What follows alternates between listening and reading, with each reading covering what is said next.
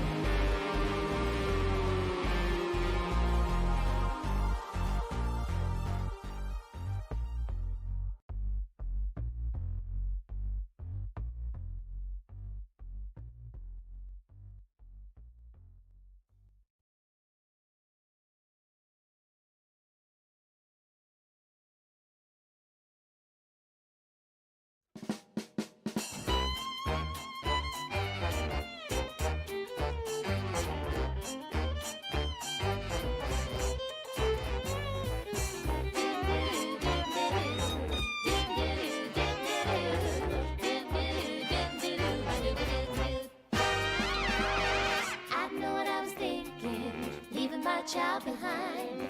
Now I suffer the curse, knowing now I am blind. With all this anger, guilt, and sadness coming to haunt me forever, I can't wait for the cliff at the end of the river.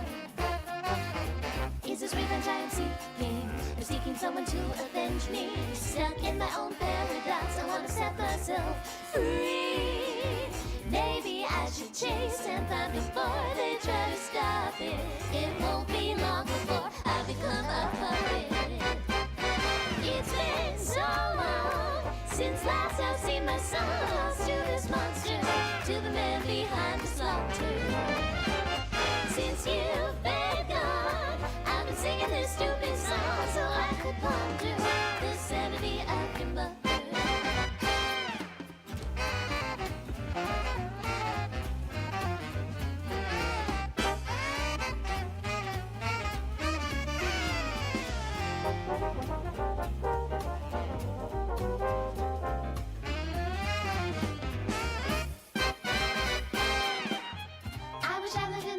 With the gift of my past mistakes, but the future keeps luring in like a pack of snakes. Your sweet little eyes, your little smile is all I remember.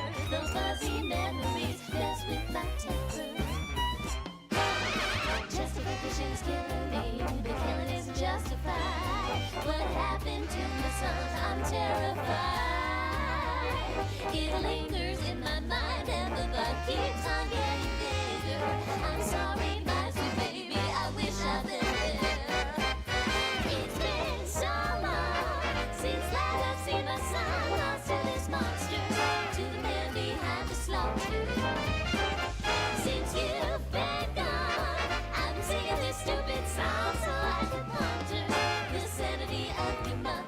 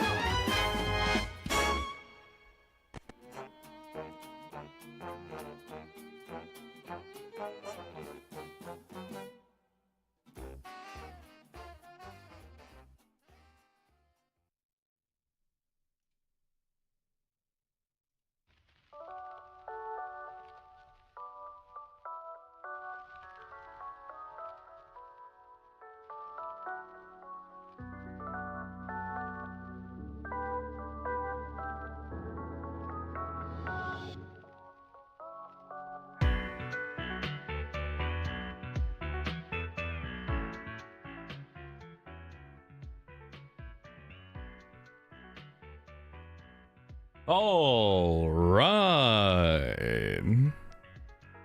Hello there, Toxins. Welcome. Welcome. How's it going? Welcome to a members chat only stream. Hey, Ty's commenting account. Hey, Sketchy. Hey, Weona. Hey, Definitely Not Robot.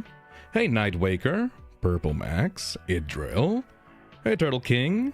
James Giles. Hey, Moth. Hey, Budzik. Hey, Static Ghost. Yen the Cartoon. A Dream of Spring was taken. Hey, Ukes. Hey, Spaton. Hey, Hayden-san. Hey, Cool Great Guy. Hey, Paradox Pilot. Crust Chip. Metalhead Plankton. Hey, Redder. A lot of red badges in here today. Welcome. I'm in an excellent mood today. How about you guys? Did you guys see the movie? Because if not, you should probably fucking leave right now, because there's a spoiler full review discussion thing.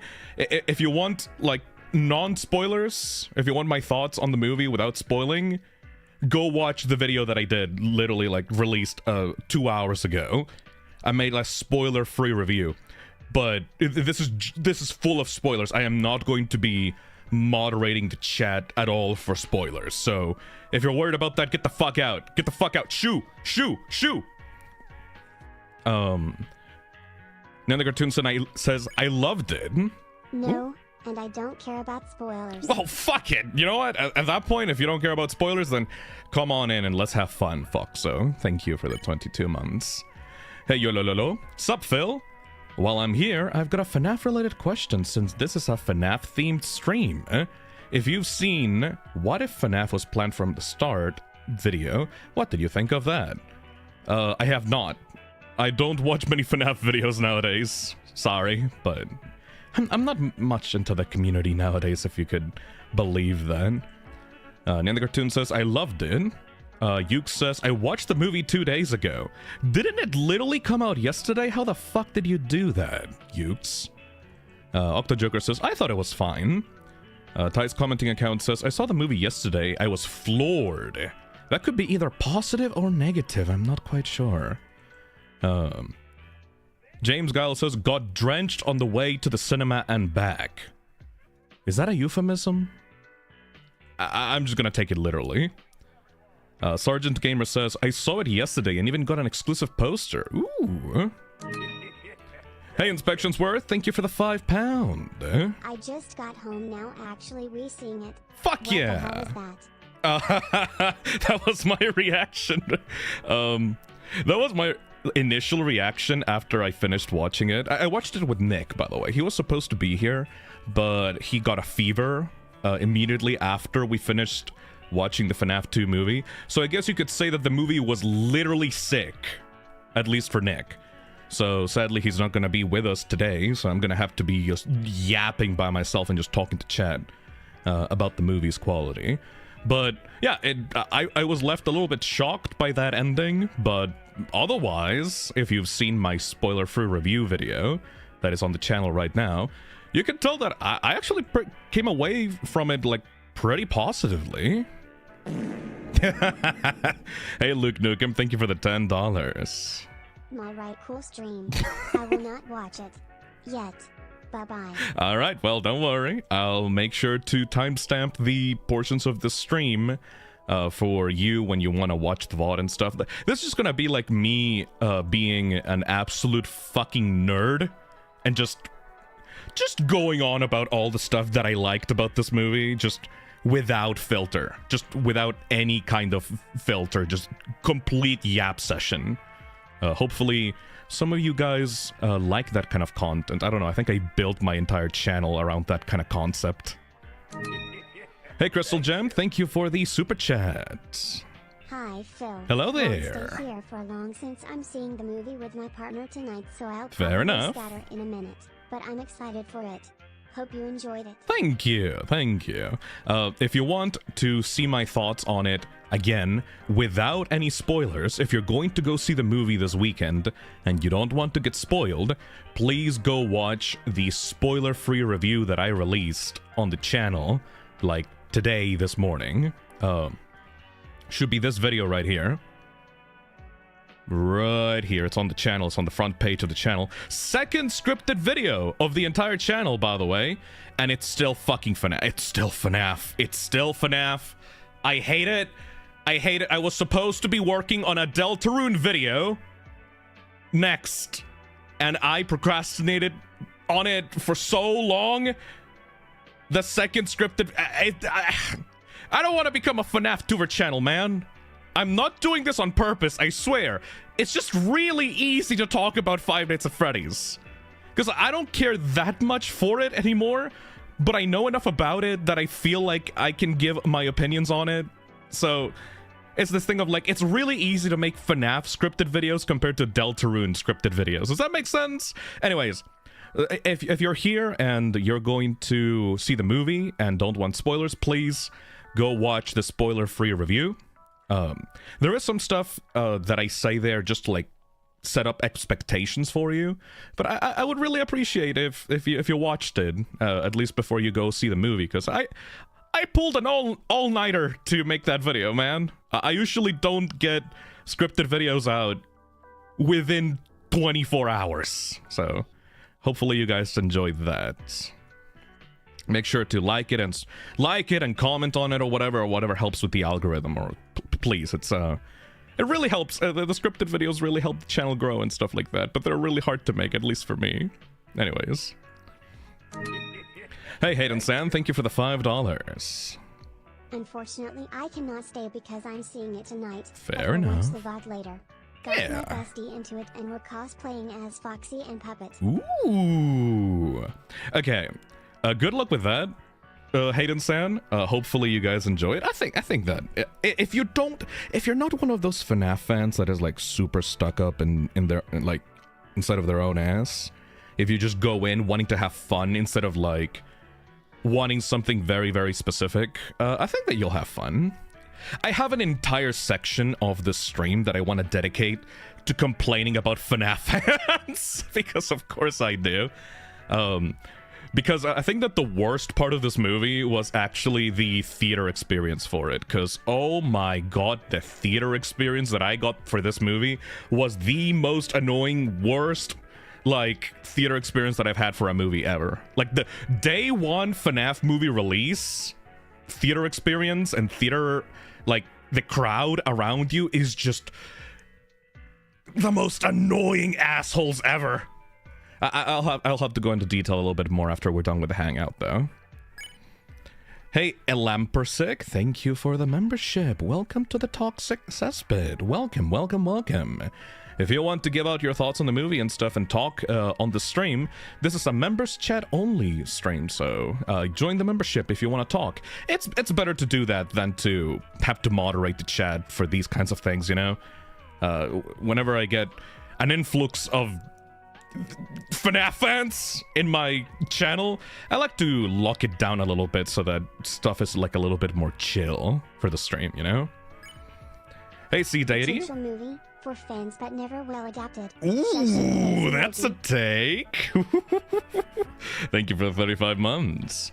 I disagree, though. I feel like this is a pretty good adaptation, but you know, we'll have to discuss that. We have a couple of hours. I think that this is going to be like it's not going to be a long stream. It's not going to be like 11 hours long, but we're going to be talking. I would say like around 3 hours would be good for the stream. Hey, Saida. I have very few issues, but absolute fun one. I have my big issues, but overall I had fun.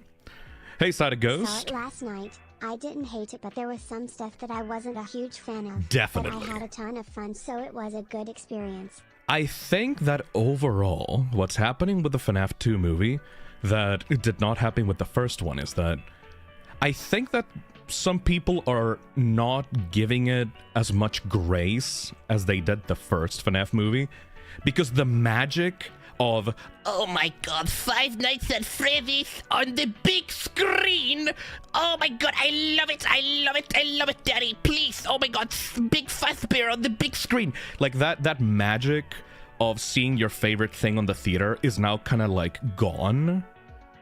because it's the second time that is happening, right? So a lot of more people are way less forgiving of like really bad mistakes, you know? It's now way less special of an event for the community, so people are like way more nitpicky and have way more expectations compared to the first one, right? Before, I think that people got swept up in the fact that it was just Five Nights at Freddy's at all, and they don't realize how troubled the first movie was. I think that a lot of people that have big problems with this sequel don't realize just how flawed the original movie was, because they haven't rewatched it ever since they saw it on the theaters, you know? That's my current theory as to why this movie is getting a much worse reception than the first one did, you know? Hey, Internally Weird, thank you for the $5. Hi, Phil. Hello!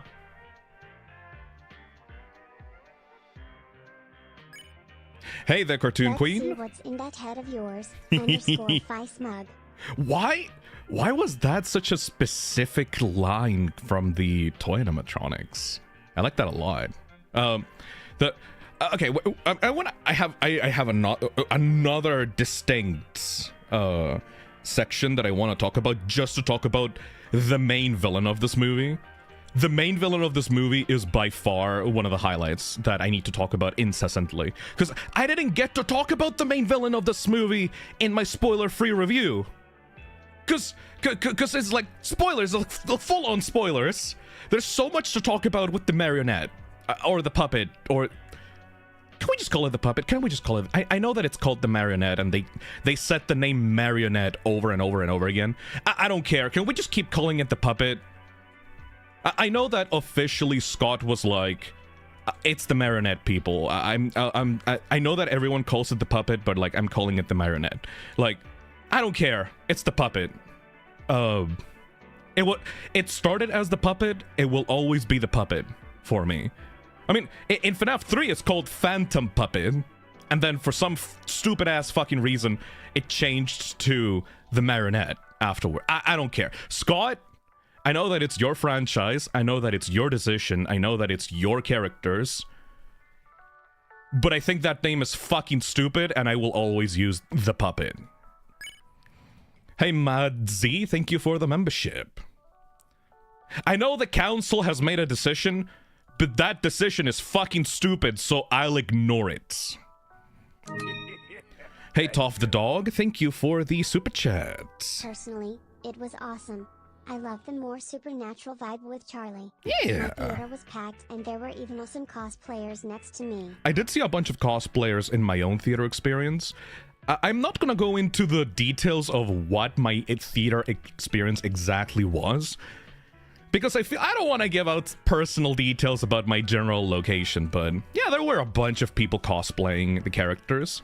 A surprising amount of puppet cosplayers, actually. Like a bunch of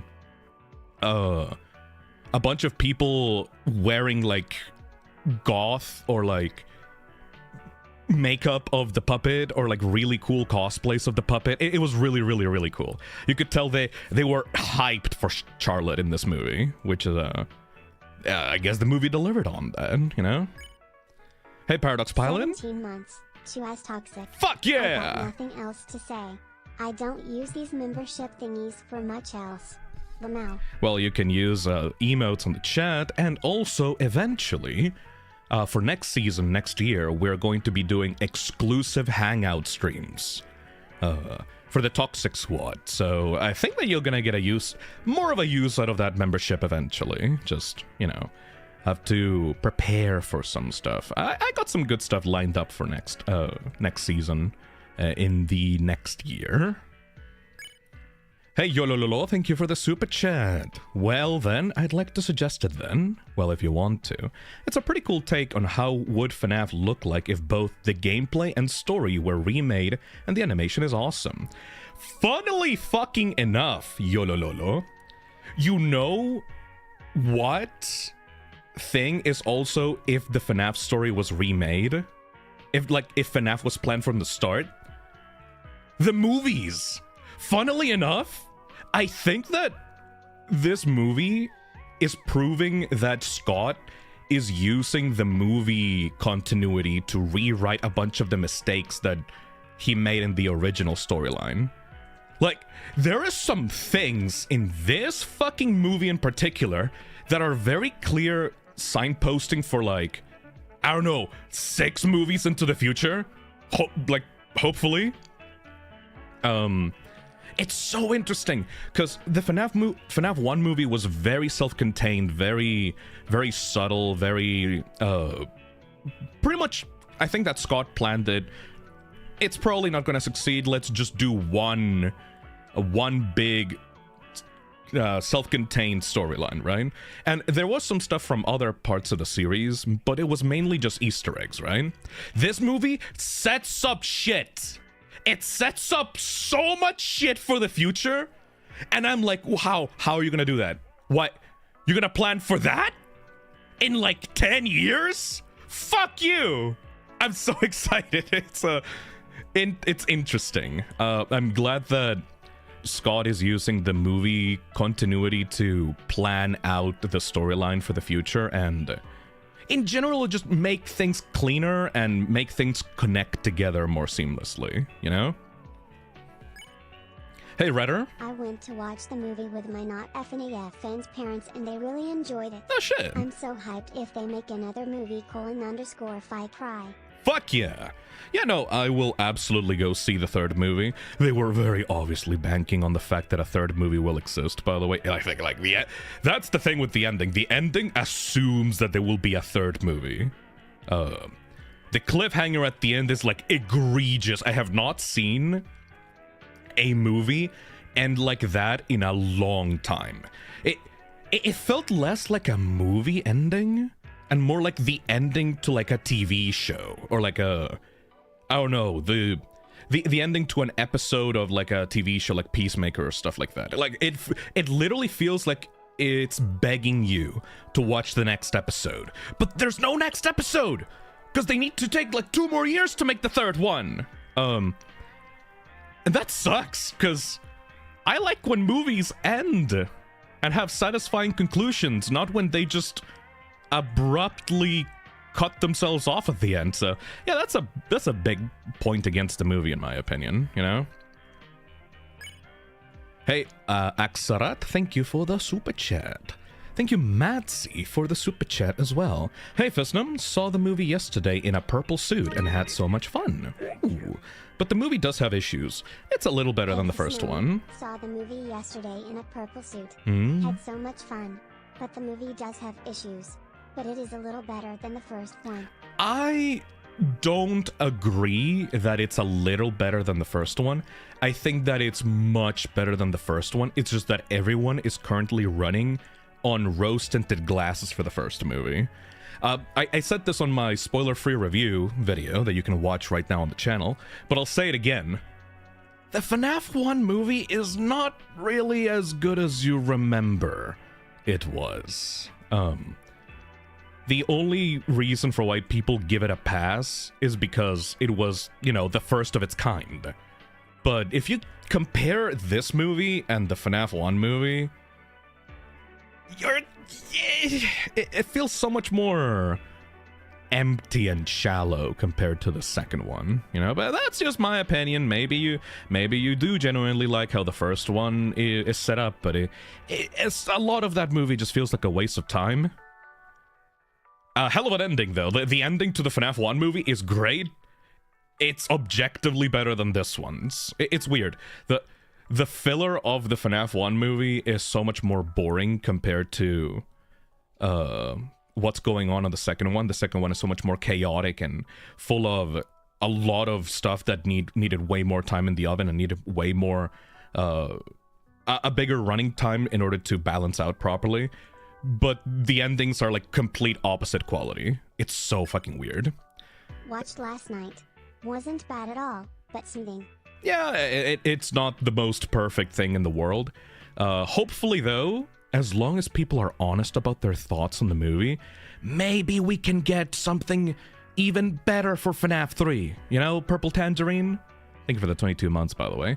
Like, thankfully enough, if you're in the FNAF community, you already know this, but Scott actually genuinely takes in advice and feedback for the projects that he's working on at the moment. So if you guys, you know, are actually constructive and give real feedback in a way that's not going to come across as like incessant, annoying, bitchy whining, you're gonna get a way better product the next time around, you know? It's I don't know. I think that there's a difference between it's trash, I hate it, yeah, it's so trash, it's horrible, they're just milking the series, meh. And like, you know, actually pointing out what the problems are and how to fix them. The quality of the criticism from FNAF fans needs to go a little bit up if they want to see any kind of improvements. Hey Nick, voice acting, thank you for the $5. When I got home from the movie, I legit wrote a summary of the film to make sure I wouldn't forget any of the details. It took me an hour. I mean, why do you think I have a spoiler-free review right now up on the channel? Because yeah, I also couldn't stop thinking about the details of the movie, and ended up beating my procrastination. I just did an entire review video all in one sitting, like, overnight. Fucked up my sleeping schedule, by the way, but I was already broken anyway, so who the hell cares? Hey, Rocky Stan. Hey Phil. Hope you're doing well. Thank Review you. of the FNAF 2 movie are very undeserving low. Also unrelated, but Tadk episode 7 trailer got out. What? D. What? It did? Hold on a second. Wait.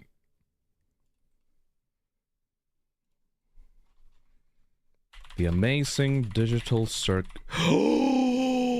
I haven't watched it! Holy shit. Okay, wait. Before we start the stream properly, does anybody want to watch the Amazing Digital Circus episode 7 trailer? Holy shit. I'm gonna do a reaction stream of the episode next week. Okay. Leave the funny FNAF bear game aside for like a second. I need to watch this. Holy shit. Okay.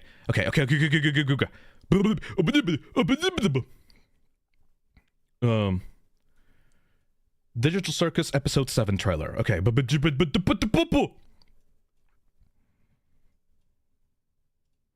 On the next episode of the Amazing Digital Circus, it's time to soak in the sun. Yeah! Beach episode! Oh. Hello? Oh, the little mannequin thing. Oh. Digital Circus, It's the mannequin guy. to soak in the sun as Okay. Oh! On the next episode of the Amazing Digital Circus, it's time to soak. On the next episode of the Amazing Digital Circus. Hello, mannequin. Next episode. What was that? It's time to. I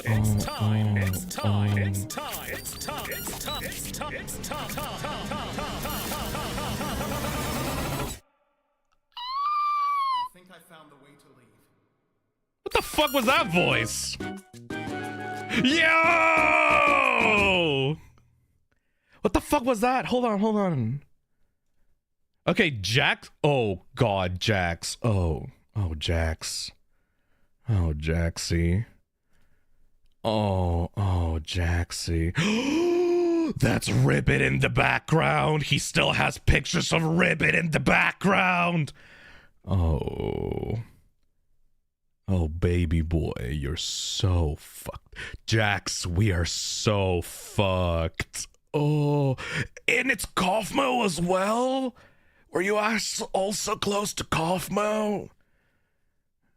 Oh, baby. He gonna die. He gonna fucking die. Oh, my boy gonna fucking die.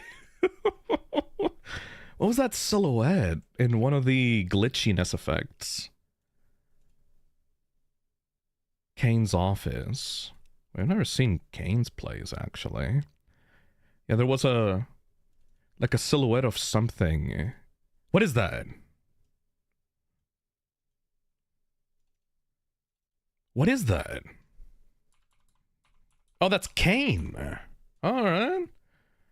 The fuck's going on with you? Ooh. Where the hell are they? That's not the beach episode. Oh god, that's the exit door. I have no idea what... Ooh, you could actually see Jax coming out of his own door, I think. Is he gonna be coming out of the door, like, abstracted? Yeah, you can see, like, his own door and him opening it. Is he gonna come out of there abstracted? I think he's gonna die. Oh, my poor rabbit boy is going to fucking bite it. Okay. That was a short little aside thing for the stream, but oh, I'm really excited for next week. Oh, my boy's gonna die so hard. My face when you fumble a bad bitch once, so you gotta kill yourself. Oh my god, poor Jax. Please, your life is precious, boy. Please, don't do it. Alright. Anyways, we were talking about Five Nights at Freddy's. I can't believe that I'm actually swerving the topic back to Five Nights at Freddy's. It's... Wow. Things have really changed on this channel, so, from the past few years, huh? Anyways. Hey, Starry Sparky, thank you for the $5 super chat. I had so much fun seeing it last night. Some pacing issues, especially at the end, but as someone that's been here for all 11 years... Hell yeah! Exactly, Starry. I don't know, I feel like... I'm in this weird position, right? Because I have been a fan of Five Nights at Freddy's ever since the start, like the very first game's release. Like, I was in there day one, right? But at the same time, I'm also just kind of over it by this point. I will only interact with the series if I'm interested in it. So I'm way less committed to the series than before. So I'm way less prone to being overly apologetic towards it or being way too nitpicky, you know? So I feel like I know enough about the movie to enjoy the fan service without feeling overly biased towards it. You know, I enjoy it for what it is. I don't become overly defensive or overly critical of it, you know? I think that's the... I think that's a good balance. I think that's a healthy balance for... What the fuck do you mean? The Iron Lung trailer! Wait, what? Iron Lung? Markiplier's Iron Lung? Where? Motherfucker. Everything's happening this week! Jesus, also, look at this fucking thumbnail. And the first recommended. Wow, I wonder what overall critical reception of the movie is. Wow, it's almost like a... Ugh. I don't want to become a FNAF defender, man.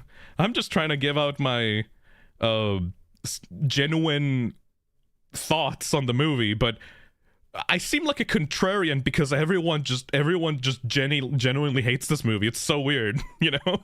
Like, I don't want to be a FNAF defender. I fucking hate the FNAF community. I don't want to go to bat for them. But I also just like the movie, so it's like, fuck. I have to be a contrarian against these people. Anyways, Iron Lung trailer? Let me check that out. We're still in the hangout portion of the stream, by the way, so we're gonna go full into the thoughts on the movie in a bit. Wow, 46 minutes ago. Iron Lung, final trailer. Holy shit, greasy hair Markiplier, let's go. Let's see.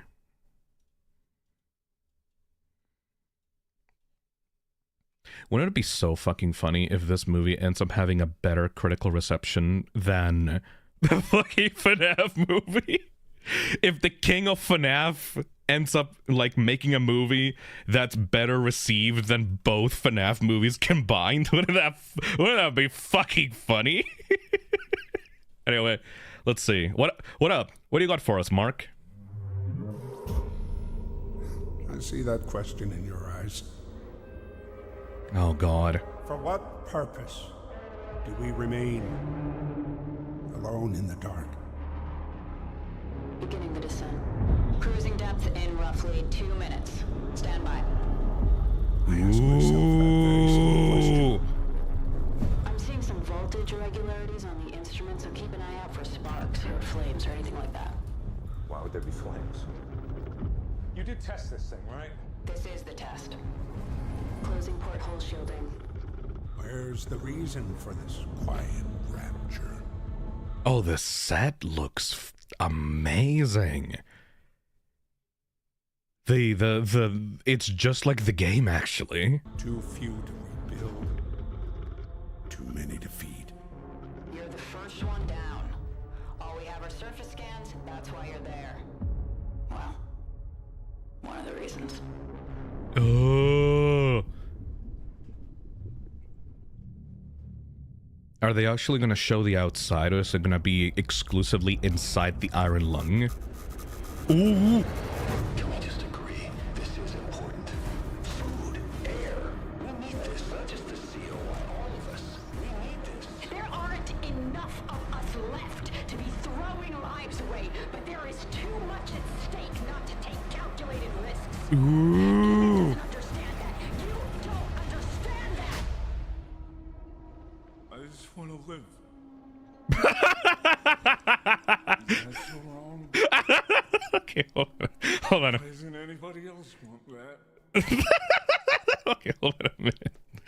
Hey, Mark, can you do that again really quick? Can we run that by again a little bit? I just want to live.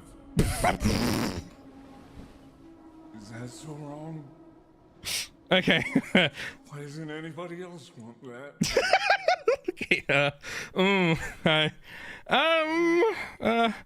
That could have used a couple more takes, I guess. I suppose.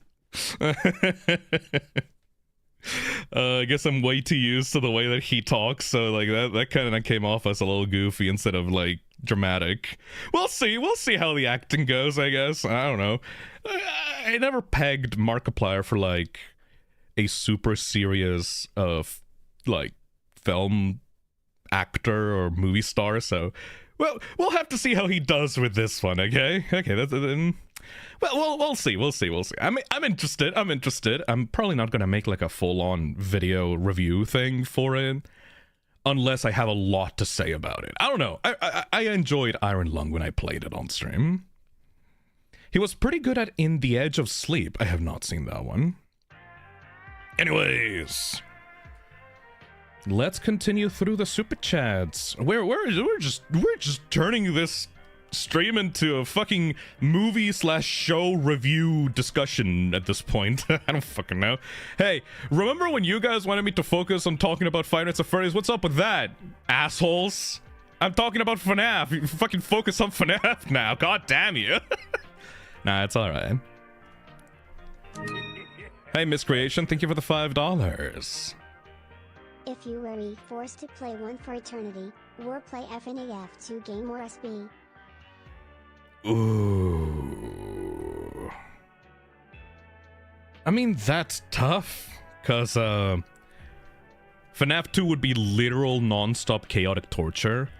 And with Security Breach, that would basically just be trapped in the Matrix, but the Matrix is glitchy as fuck. And you would have like a lot of time to just relax in empty environments. I would say Security Breach, because it would be less of a pain in the ass to constantly have to survive for eternity, you know? I think that you don't understand how much eternity means, you know? Hey, Graham. Do you think they'll go for the hat trick on Living Tombstone in the credits? I think that every single FNAF movie from here on out will have a Living Tombstone song attached to it. I think that they made a deal. I think that they had to sign a contract or something for it, because it was a pleasant surprise for the FNAF 1 movie to include a Living Tombstone song, but it's like the FNAF song. It's literally called the Five Nights at Freddy's song, so if there was going to be a song for the credits of the first FNAF movie, it was going to be that one. Now, it's a pattern. It's an official pattern that every single FNAF movie is going to have the Living Tombstone song attached to it at the end, which is weird, considering how the lyrics of the It's Been So Long song are nonsense. Like, especially for the context of this movie, the FNAF 2 song, It's Been So Long, has nothing to do with the story of this movie at all. It's so fucking funny. It's like, it's been so long since last I've seen my son. I mean, like, who? What? What are you talking about? It's so outdated. It's really funny. Hey, Ace Drawing, thanks for the $2. Charlotte's more of an interesting villain, in my opinion. Yes. I actually I have so much to talk about Charlotte. People are genuinely underestimating how good of a villain Charlotte is for this particular movie and just series in general, you know? I loved what they did with Charlotte. I'm gonna have like an entire section talking about that. Ace Drawings on chat says, okay, but what about FNAF 6? There is no FFPS song. Gotta be honest, I don't think that there's much of a chance that they're gonna get to FNAF 6. Considering the critical reception, we're really gonna have to see how well the FNAF 2 and FNAF 3 movies perform. The FNAF 1 movie was a critical success because it was, you know, the first Five Nights at Freddy's finally in the big screen after years of build-up and anticipation. This one is like, not that. So I think that we're gonna have to see how successful FNAF 2 and FNAF 3 are. Because if they're not, if they're way less of a success than the first one, we might actually have to end it at 3, you know? Maybe we'll get to Sister Location. Maybe, if we're lucky. But FNAF 6, I think at some point, like, movie fatigue is gonna start setting in, and after that happens, it's gonna be really hard to bounce back, you know? Hey, Welk Lord Real, thank you for the super chat. Hi, Phil. Just got back from seeing it. Really loved it for the most part. Me as well. Literally, so many tiny little things that I can, in this stream, I will just gush over openly. Because once again, full spoilers discussion stream, I will be talking about all the tiny little details that made me fall in love with this movie.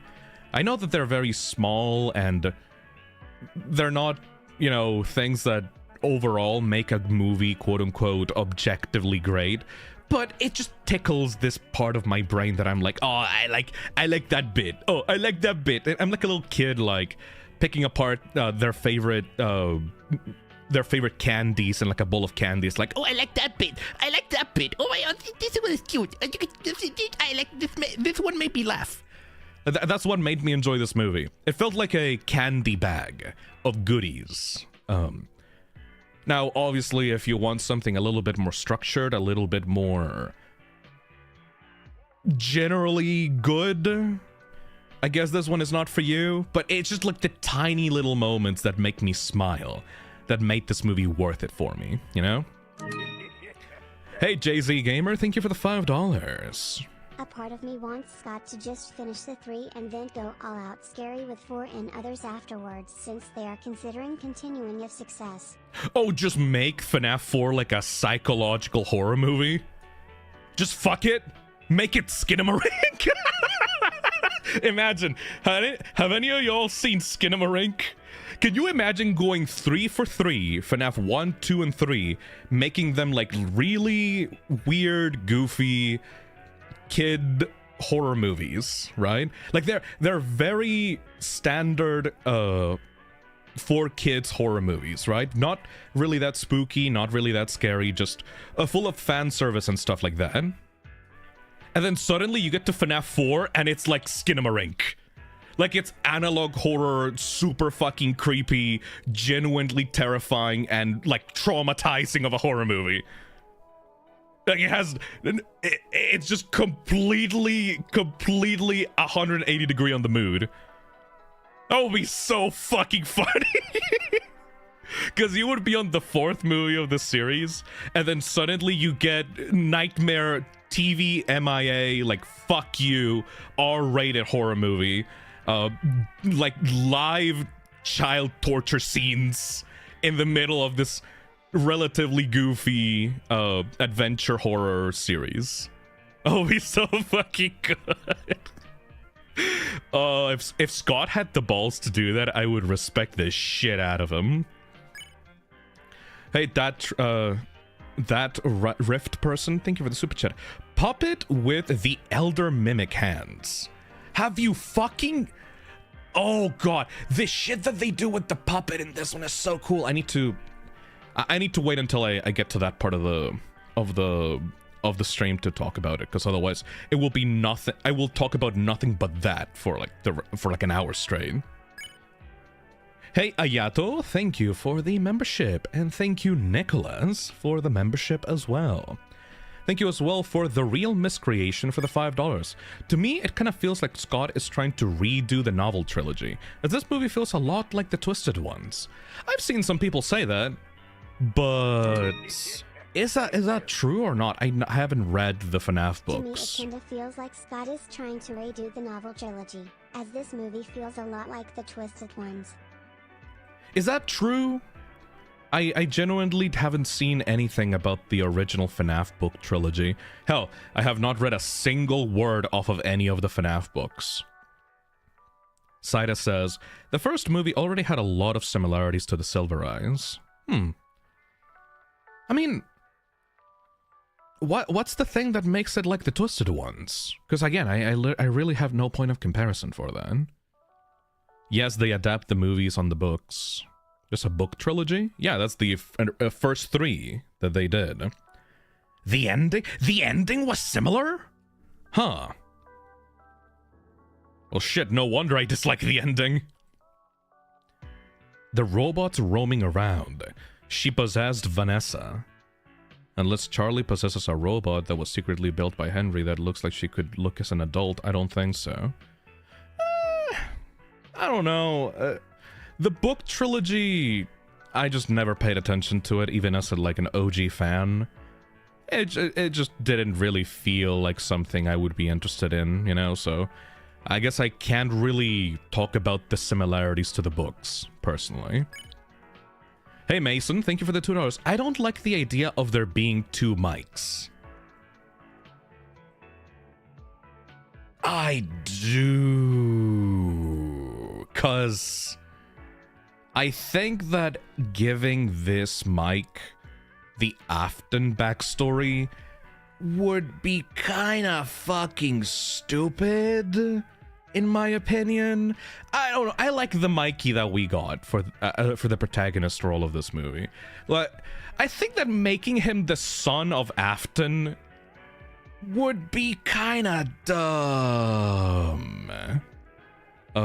Also, I like the relationship that he and Vanessa have, and I don't want that to become something creepy if he turned out to be Afton's secret son or whatever. So yeah, I don't know. I think that having Michael Afton and Mike Schmidt be 2 different characters, at least for this version of the story, works out really well. And at the end of the day, you kind of need an everyman. I know that it's like, but it's technically, it's not like the game, so it's like garbage, because like, I'm not used to this. This is not like I imagined it to be. It's like, you kind of need an everyman in these movies, dude. You need a character that is experiencing this out of context and needs to learn things just in the same speed as the audience. And for someone to be there that is outside of the bullshit, especially for Five Nights at Freddy's, you need a character that is experiencing things in the way that the audience is. Because if this becomes like a fucking incestual, all about the Aftons, this family drama bullshit that is never-ending conflict between family members, it just becomes messy and weird and boring, and it's part of the problem that made the later additions to the FNAF lore so annoying and frustrating to me.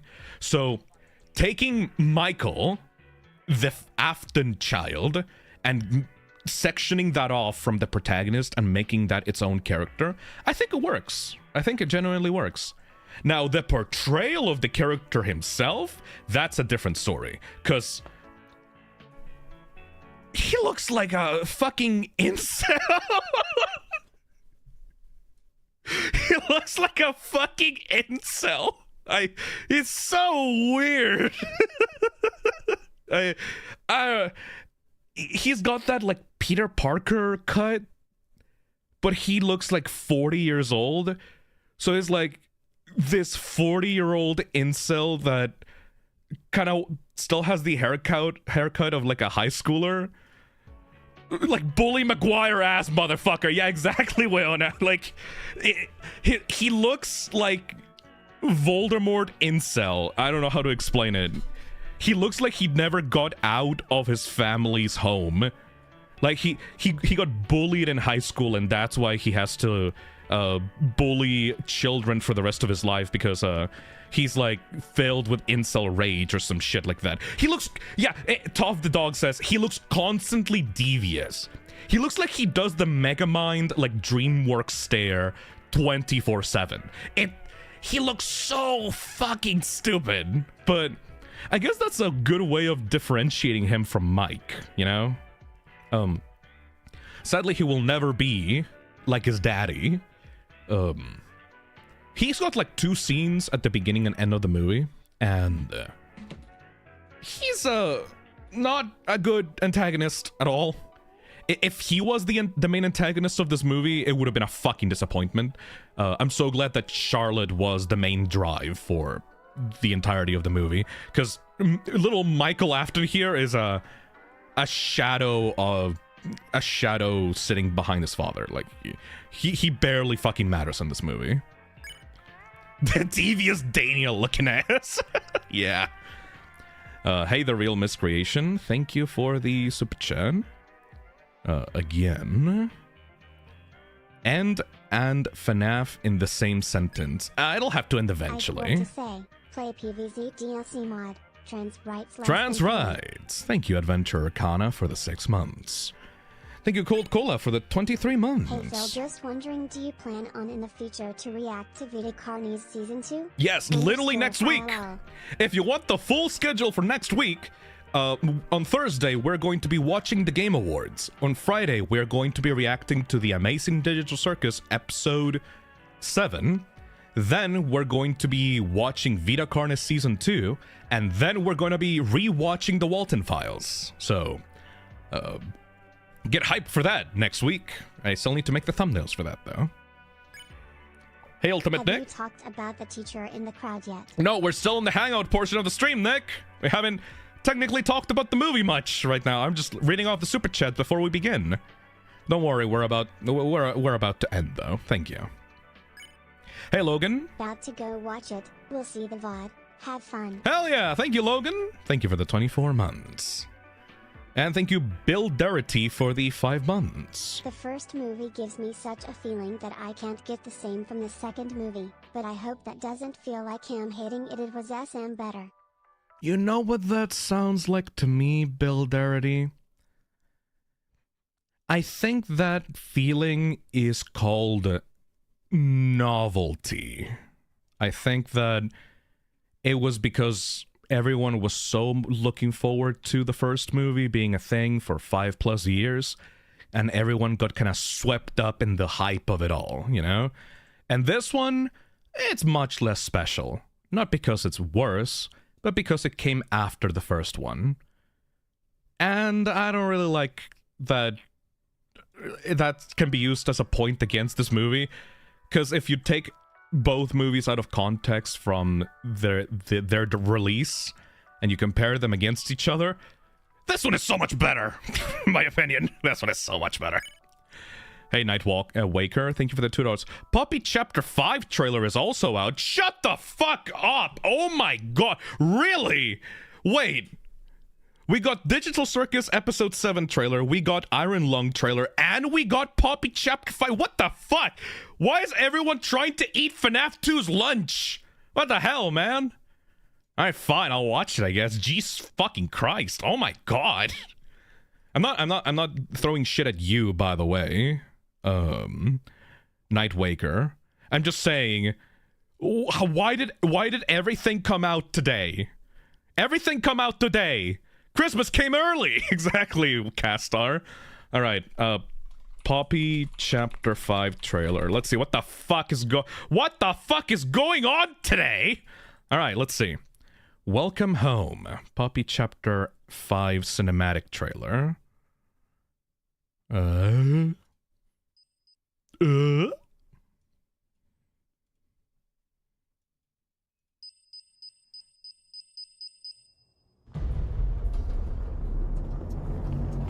Hello, Poppy. Poppy playtime.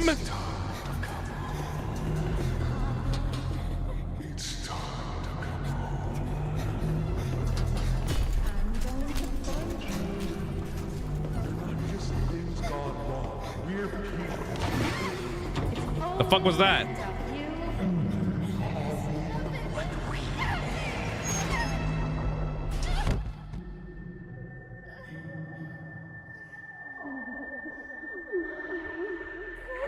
Eh? Is that a butt plug? Sin? Alright. That is, that just looks like more Poppy playtime, I guess. I don't know.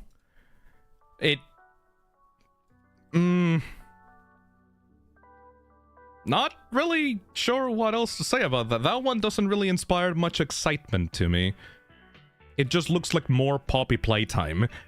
They really gotta do something weird for this new chapter to get me excited for it, because, I think that we all know the formula of Poppy playtime by this point, and it's not... If it doesn't change anytime soon, it's not going to, be very relevant when it comes out, in my opinion. That's oh, we got the new character. Oh, what is it? Oh, it's a big toy that has long appendages. Wow. So exciting.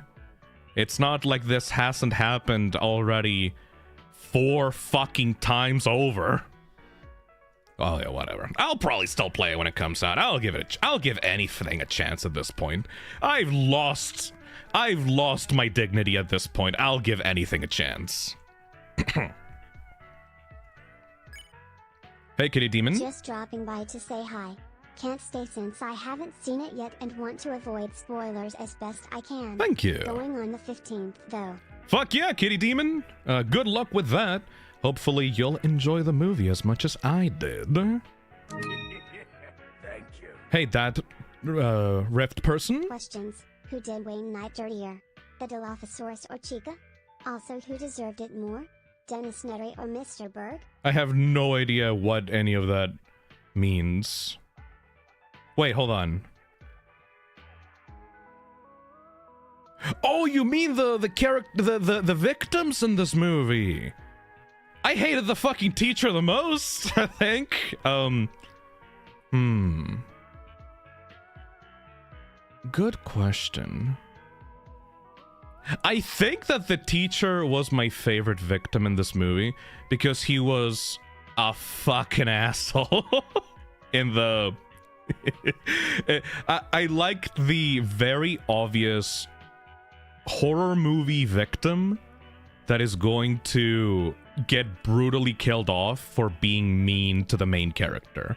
And Chica grabbing this fucking dude's head, lifting him up into the air and just like crushing it was great. I just wish that there was like more blood or any kind of particle effect applied to that, because it was just way too clean of a kill. I I dislike how much of a pussy the creators of these movies are when it comes to blood and gore. It's always in the background, it's always off screen, it's always shown in shadows. I know it's meant to be a PG-13 movie, but I don't give a fuck! Show me more blood, god damn it! At least there was some blood in the river scene of this movie, but still, I want more! I want more fucked up shit! Come on! Give me...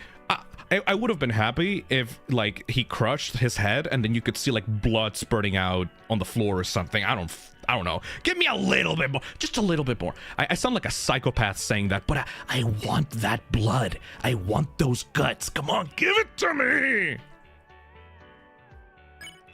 Hey, Bloop Bleep, thank you for the super chat. The only thing I hate is that Henry Emily feels like a cameo.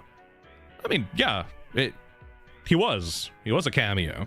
He was pretty much set up exclusively for future films. This was not his movie at all. He just gave some exposition about his daughter and then fucked right off. But I think that actually is accurate to FNAF 2, because Fredbear's Family Diner had a similar thing, right? Like, they mentioned Fredbear's Family Diner in one of the FNAF 2 phone calls and never really addressed it past that. I feel like that's the kind of same thing that's going on with Henry now. It's clearly not meant to be the main focus of this movie, but he'll show up eventually. Especially if you saw, like, the second post-credits scene of the movie. Like, it's obvious that he's gonna be there in the future. Thank you. Hey, Nightlight, thank you for the $5. I personally feel that they'll make the third movie a mix of 3 and Sister Location, or if they make it to 4, mix that with Sister Location. How the ever-loving fuck are you gonna make Sister Location with 3? Unless you split the movie into 2 and you have one split following Michael Afton and you have the other split following Mike Schmidt or something? I don't know. Hey, Unpainted Imagine Kitchens. they just skipped a security breach for 4. I would kill myself. Thank you for the 4 months. No. Hey, Yodololo, thank you for the super chat. Swear we'll stop talking about FNAF plan from the start, but fun fact, they released recently the FNAF 2 version, and Raito's voices acted in it. Okay, that's nice. Hey, Dream of Spring. Wow, this movie gave Michael Afton even a little characterization, because the most we've ever gotten for him is being mildly disturbed by his innards getting replaced with sentient metal spaghetti. Do you guys think that we'll see innarded Michael Afton in a future installment?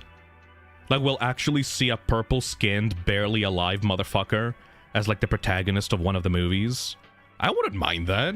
Maybe Michael can get some character development and he can stop being such a daddy's boy and he can be, like, the protagonist of a future installment. I wouldn't mind that at all. Hey, Boss Slayer, thank you for the $2. I really want a kid's psychological horror movie. Just put Abby in Silent Hill. See what happens.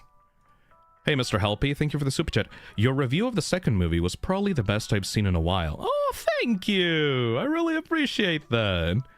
IMO, FNAF 2 is kind of like the middle of a sentence. You need 1 and 3. So you mean like Spider-Verse? I kind of hate how appropriate the metaphor of this movie being the second Spider-Verse movie is. You can really tell that this is meant to be like right in the middle of a trilogy. And it suffers because of it. It's not a compliment. It's a criticism. I feel like your movie should have a fucking proper ending, asshole.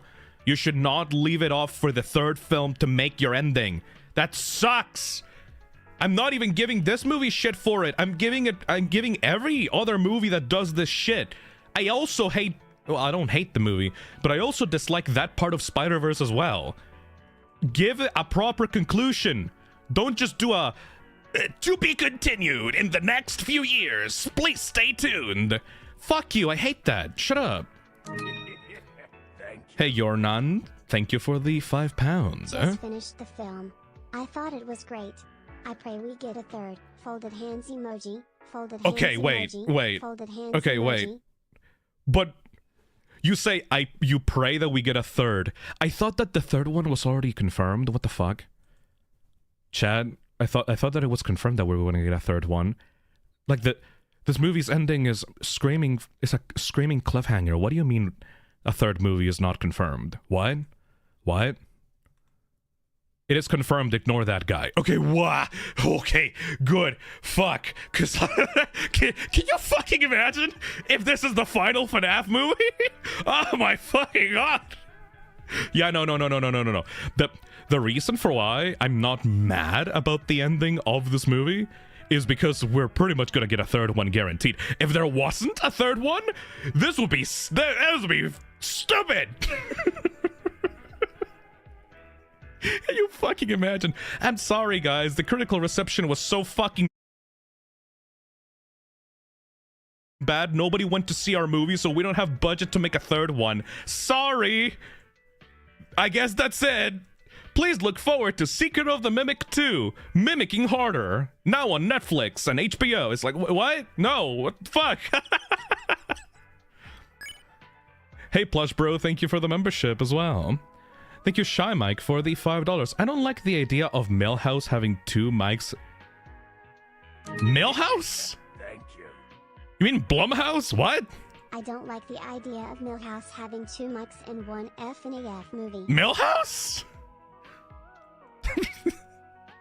I mean, technically it's not two mics. You have Mike and you have Michael. That's different, right?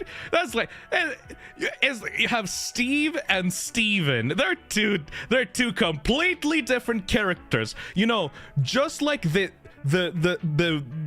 character. You know Five Nights at Freddy's? You know Five Nights at Freddy's?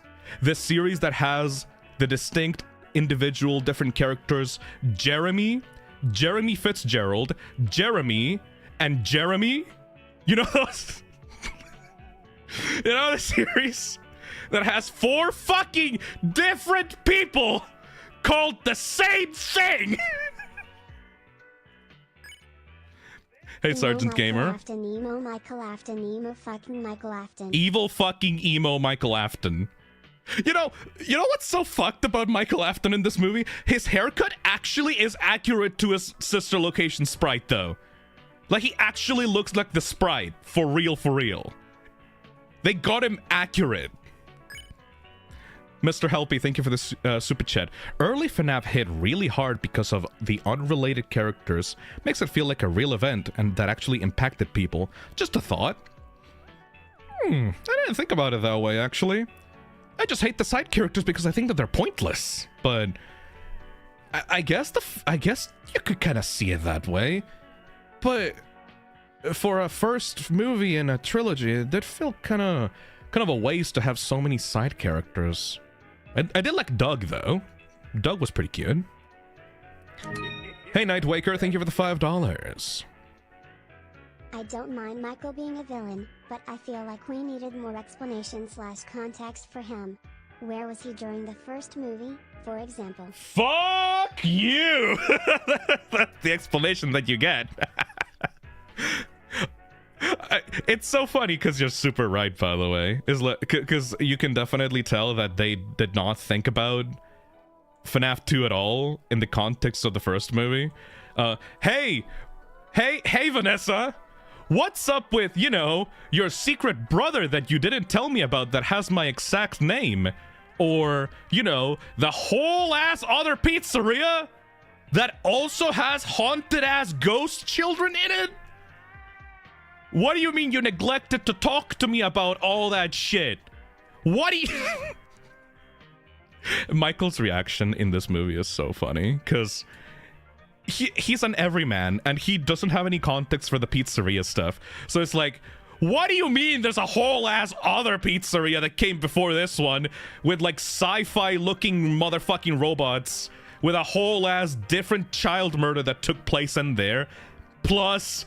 that you got a secret brother like holding down the fort on that location, because like Vanessa was holding down the fort in the FNAF 1 location, right?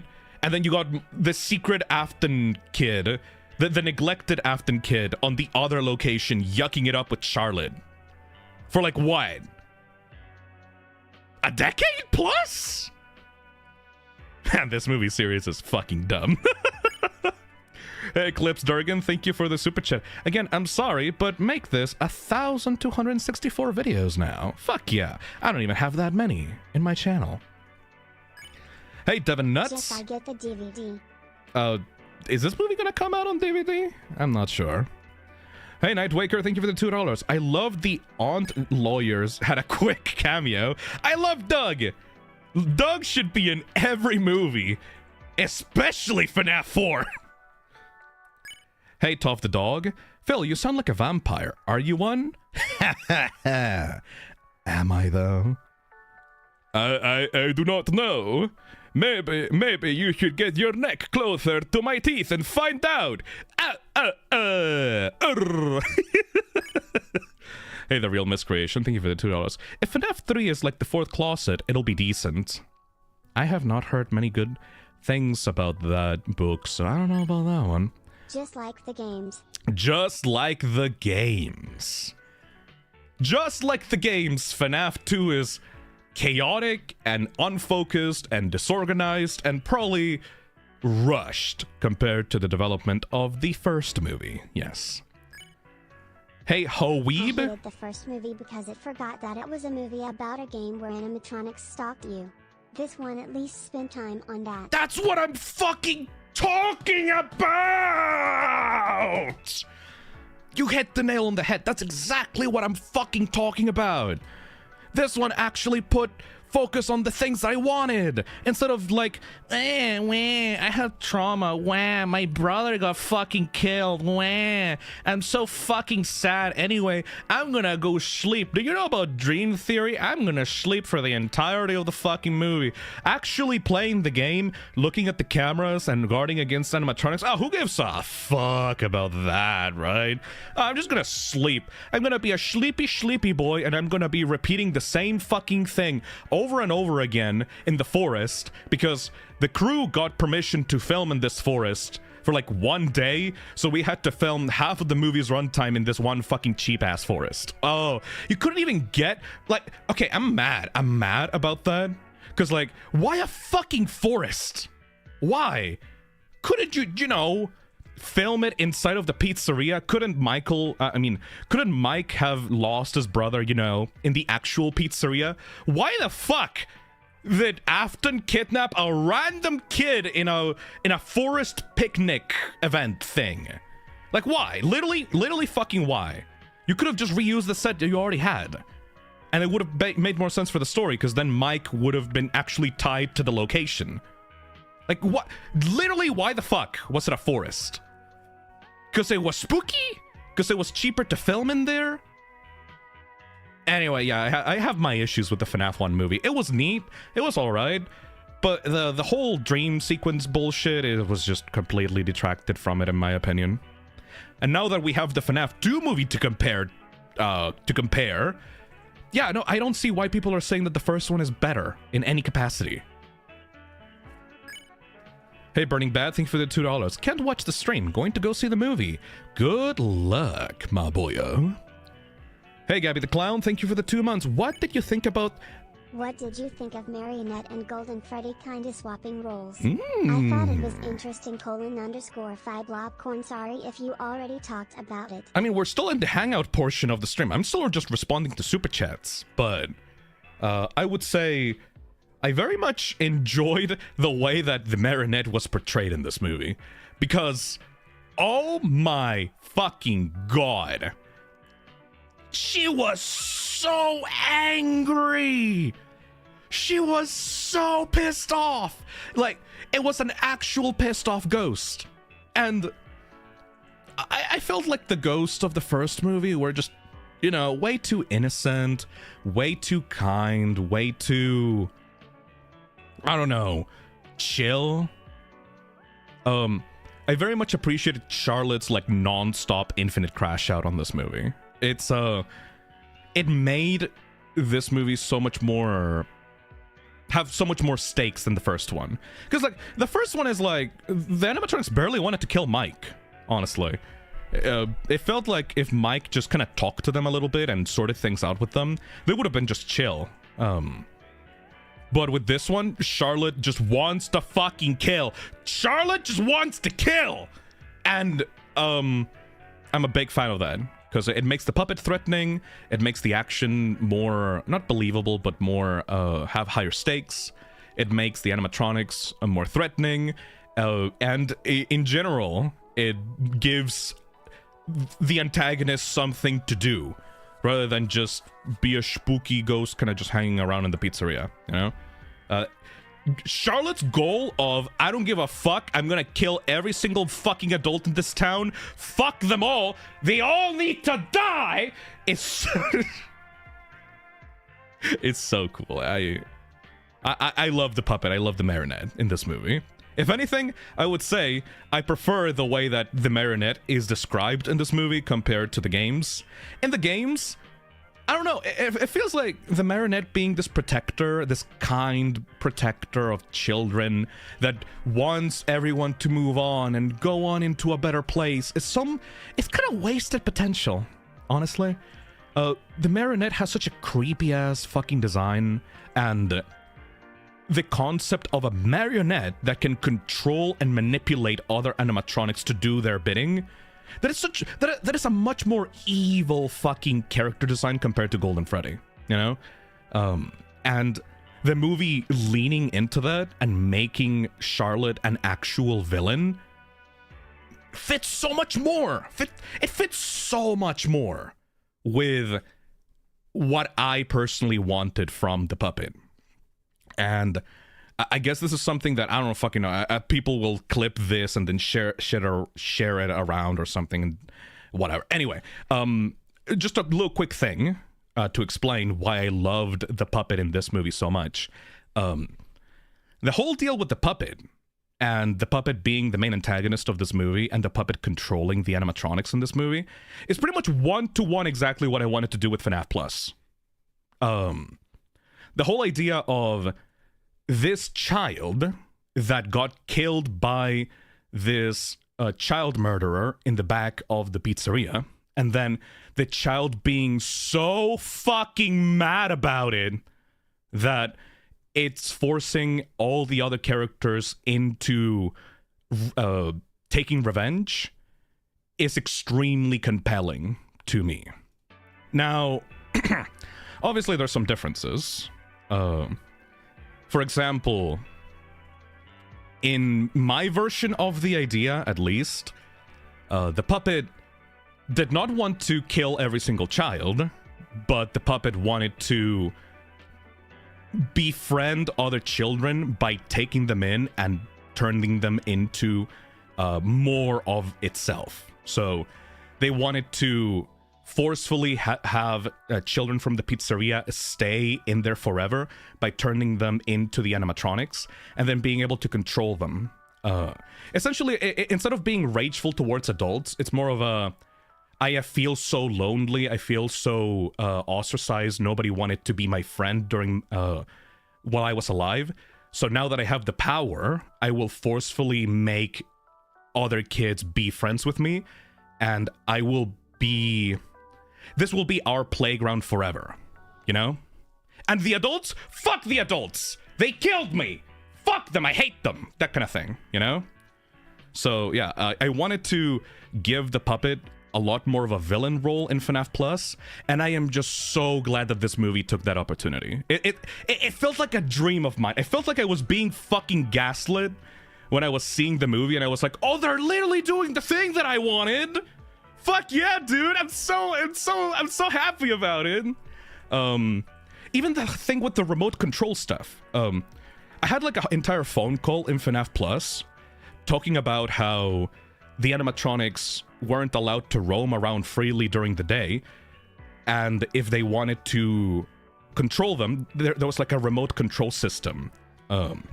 But it was quote-unquote malfunctioning, and the animatronics were moving around without the manual control system, so that was weird and paranormal. And then it ended up being revealed that the marionette was the one using that remote control system to control the animatronics, and that's why they had the red eyes and stuff like that, etc., etc.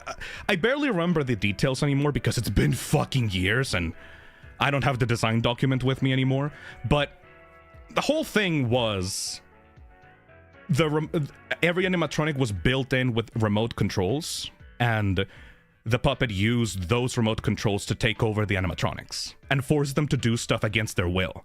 So every character had obviously still a child inside of them, and they were still possessed, but the kids were being forcefully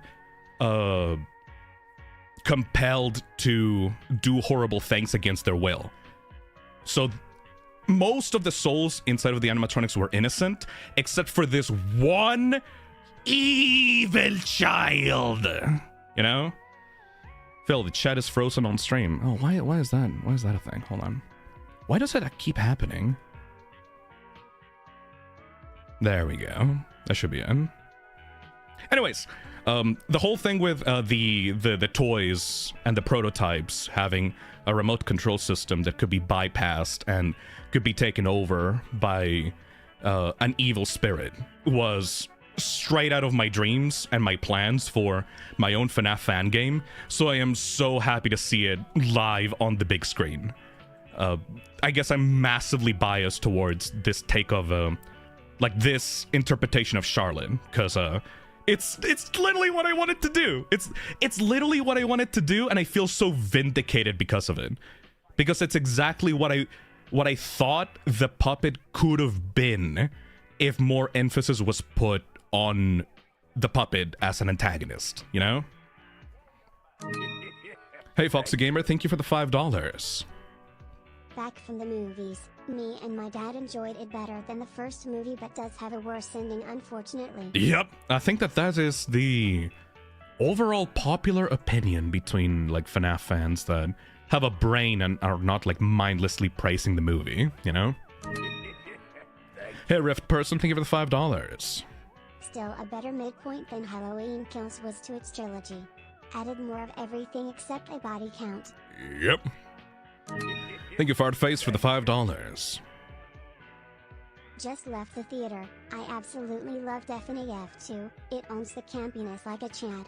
Yeah, you know what? That's a good way of saying it. This movie is campy as hell, and I love the campiness of it. Hey, Plush Bro, thank you for the $5. A little off topic, but the bootleg Freddy plush scene caught me so off guard. Yeah, I was waiting for someone to bring that up.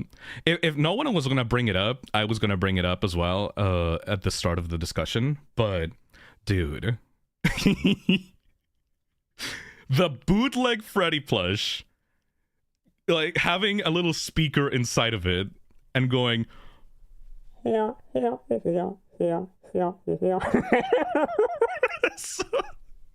It's like the exact soundbite from the TikTok as well.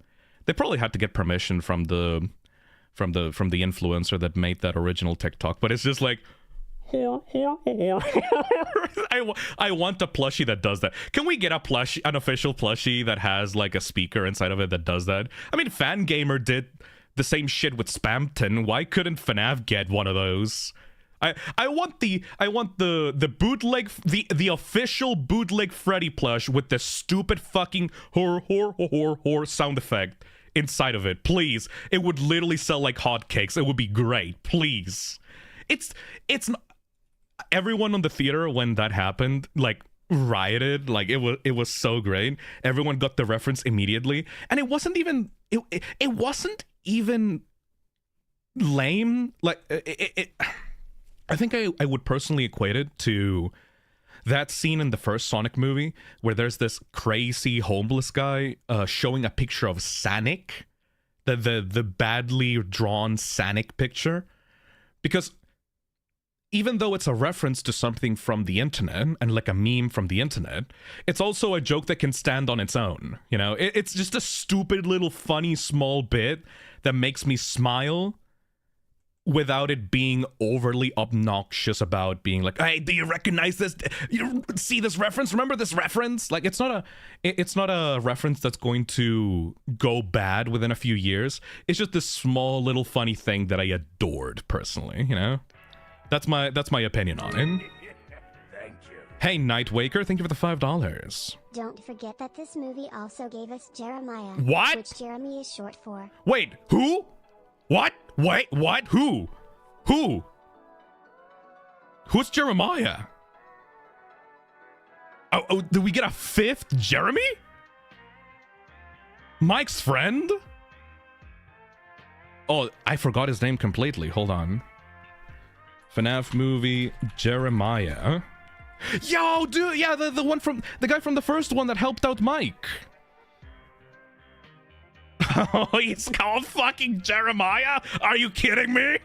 Ugh, Scott, why are you like this? Thank you, Karate Kick, for the $5. I was in. Oh, Thank you. hey, Spider Hater, thank you for the $5. Just got back from watching the movie. I'm glad FNAF was finally able to make a successful female villain after 3 tries. 1, 2. I guess, yeah. I guess Charlotte is way better than Game Vanessa or Baby. Because she's actually fucking competent. Yeah, you know what? Yeah, you know what? Move the fuck out of the way, Baby and Vanessa from the games. Charlotte actually got multiple kills and managed to almost win on this one. If it weren't for the Deus Ex Machina of like the original Fazbear gang coming in like fucking Avengers Endgame and destroying the toys in one fell swoop. I dislike that part of the ending, by the way. I think that it's like way too fan servicey. We'll talk about that more later. We're still going through the super chats. But I definitely did not like the ending to this movie. Hey, Nightlight. Vanessa is 100% going to be revealed to be a robot. No, please. No, that would be genuinely lame. Don't do that to me. I beg of you, please don't. I liked Vanessa the way that she is right now. I liked how she's a troubled, mentally ill woman with like trauma. Please don't turn it into a robot. I fucking hate a game theory for popularizing the idea that, oh, everyone can be a robot in the FNAF series. In the books, they made a character secretly be a robot, so technically everyone could be secretly a robot in any of the games and movies. It's like, shut the fuck up. Come on, no, it's a lame fucking reveal, and that should stay in the books, and it should not be anywhere else. Please. Fuck you. Thank you, Old Man Games, for the $5. I still can't believe they had 5 to 6 Bonnies in the movie. Toy Bonnie, Prototype Bonnie. Who are the other Bonnies? I guess the kid dressed up as Bonnie. What's the 5th Bonnie? Apparently Shadow Bonnie was in the movie, but I didn't catch a glimpse of him. Where was Shadow Bonnie, Chen? Oh, Yellow Rabbit. Yeah, Yellow Rabbit was in there. Where was Shadow Bonnie? People talked about Shadow Bonnie being in the movie, but I did not recognize him. Shadow Bonnie was a blink and you'll miss it moment in the FNAF 2 office. Shit, really? Where? I didn't see that. Man, I would have loved to see that. Axarat says, oh wait, are we calling them for real prototypes now? Cool. I think that the word prototypes is better than wizards, in my opinion. What the fuck? That's an edit. No, that's an edit. Shut. Bonsi, you're getting your leg pulled. That's a fucking edit. This did not happen in the movie. Or did it? That's just a render from the games. Is this an edit? This is an edit. It happened. I saw it. I saw it, lol. Brother, I took a screenshot from the cam rip. For real? I did not notice this motherfucker in the movie. That was not a fucking edit, Phil. What? Wow. Okay, now I kind of want to rewatch the movie just to see that. Huh. Interesting. That's so fucking cool. That's just a PNG from the fucking game. I mean, I guess that's an easy way of including it into the movie. No, it's real. He appears for like a second when Mike shines down the hallway. Huh! I did not notice that. Neat. Sort of God, though, this is the easiest thing to screenshot fake in post, but if that's a thing, I guess I'll have to rewatch the movie just to make sure that it's not fucking fake.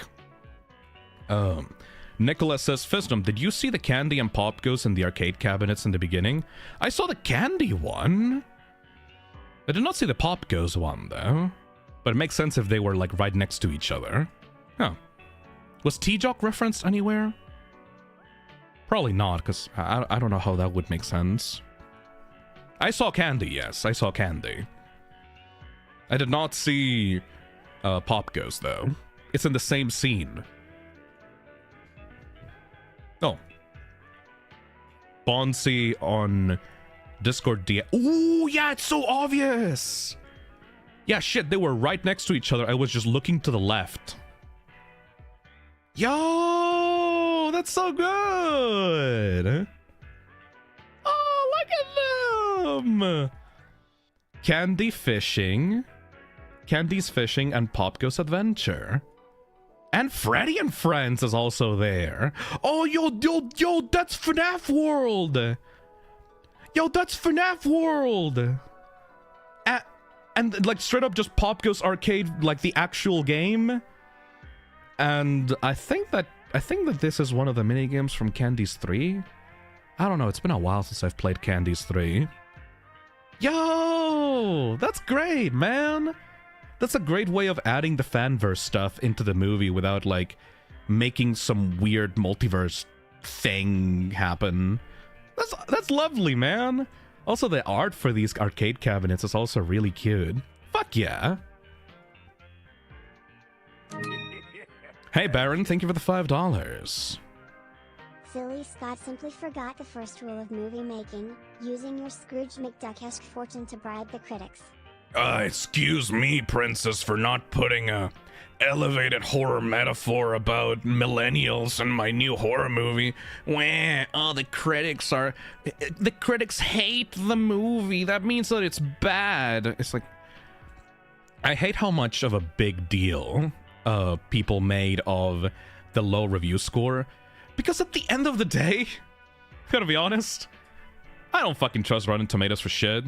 I saw the movie Weapons in theaters with Nick, and I hated it way more than the FNAF 2 movie. Let me show you the Weapons Rotten Tomatoes page. Like, I saw this one a couple of months ago. Weapons.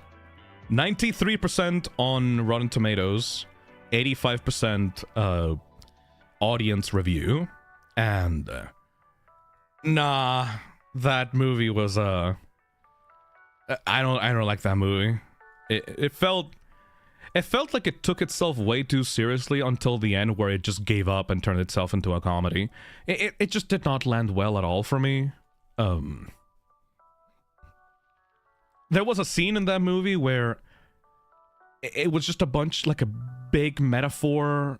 It had like an AR-15 in the sky, and it had like an emphasis in this weird numbered date or something, and it just ended up being meaningless garbage. And then you look at the interview that they had with the creator about it, and it was like, oh yeah, you just took some drugs and just put it in the movie. What does it mean? Fuck you. It means what you think it means. It's stupid. Genuinely stupid. I did not like Weapons at all. I liked Five Nights at Freddy's 2 way better than Weapons. So to me, Rotten Tomato scores are fucking pointless. Hey Dump, thank you for the $5. Wanted to know if you or Chad caught the Shadow Bounty cameo when Mike was in the office. It was a real blink and you missed it moment. Yeah, I did not, but apparently everyone else did, and I kind of want to rewatch that movie when it comes in digital just to, like, see it full on. Because I think that's just literally a render from the games. Hey, Celestial Otis, thank you for the membership. Thank you, Nova, as well, for the 23 months. 23 months? was in the top 0.3 viewers this year. Also, people... 23 months was in the top 0.3% of viewers this year. Also, people forget / don't know MatPat did theater before Game Theory Blue. MatPat did an amazing job as Toy Bonnie in this movie, because he actually sounded like a character, like a cartoon character, instead of just sounding like MatPat. He did an amazing job for Toy Bonnie, and I think that every single voice for the toys in this movie fits them perfectly. Some people complained that Toy Freddy just sounded like Glam Rock Freddy, but I don't see that at all. It sounds gruffier, it sounds deeper, it sounds more like FNAF AR Freddy. Like a combination between Glam Rock Freddy and FNAF AR Freddy, you know? Everyone did great for the voice casting for these animatronics. Also, there was a super chat that Streamlabs missed for some reason. Thank you, Karate Kick, for the $5. I was in denial for that guy being Michael Afton before I went to watch it. Fuck me, I guess. Yeah, no. Mikey Afton is a nerd. He's an incel. He's a weirdo. He's a vampire that has never seen the sun. I love him. He looks like a fuckboy. Hey, Yolololo. The what if it was planned FNAF 2 take of Unwithered kind of... Okay, you talk about your own thing somewhere else, man. We're talking about the movie right now. I saw the movie yesterday and I thought it was pretty good. Fuck yeah! Charlotte was definitely my favorite thing about the whole movie. I will talk more about Charlotte in a bit. This hangout portion is almost up to 2 hours. God damn, man. You guys want to talk a lot. Hey, Baron, thank you for the $5. Scott just confirmed that FNAF 3 is scrapped. He will instead begin writing and financing the avant-garde film Morbius 2 to appeal to the critics. You know what that means? The Desolate Hope movie! Coming in theaters 2027! Fucking SF. I think that Scott by this point has accepted that his entire life is just going to be the guy that created the Funny Bear game, and I think that he's accepted it at this point. Hey Maxi Palette, thank you for the $2. Speaking of same name, have you talked about Mike 2? Yes, but we will be going further deeper into each of the topics we've talked about in this Hangout section after all the Super Chats are done, which we're almost done with the Super Chats, and then we'll get a little bit more structure to this stream, because everyone likes to talk about different things, and I have to address them all so fast at the beginning. So don't worry, we'll be more structured in a bit after these Super Chats are over. Don't worry. I'll make sure to timestamp it for if you want to skip to certain bits. Hey, Kian Rodriguez, thank you for the $5. I think Michael Afton is gonna try and get the fun times now that the toys are destroyed, but it'll end up backfiring, leading to the SL Mike speech. Okay, that's a really good theory, because that would explain how Sister Location would happen without the direct involvement of Afton, because I don't think that Afton is doing I don't think that Afton is gonna be doing much for the rest of the series. I think that he's just gonna be Springtrap from now on. Hey Arif, thank you for the 8 months. Imagine they make an FNAF SB movie.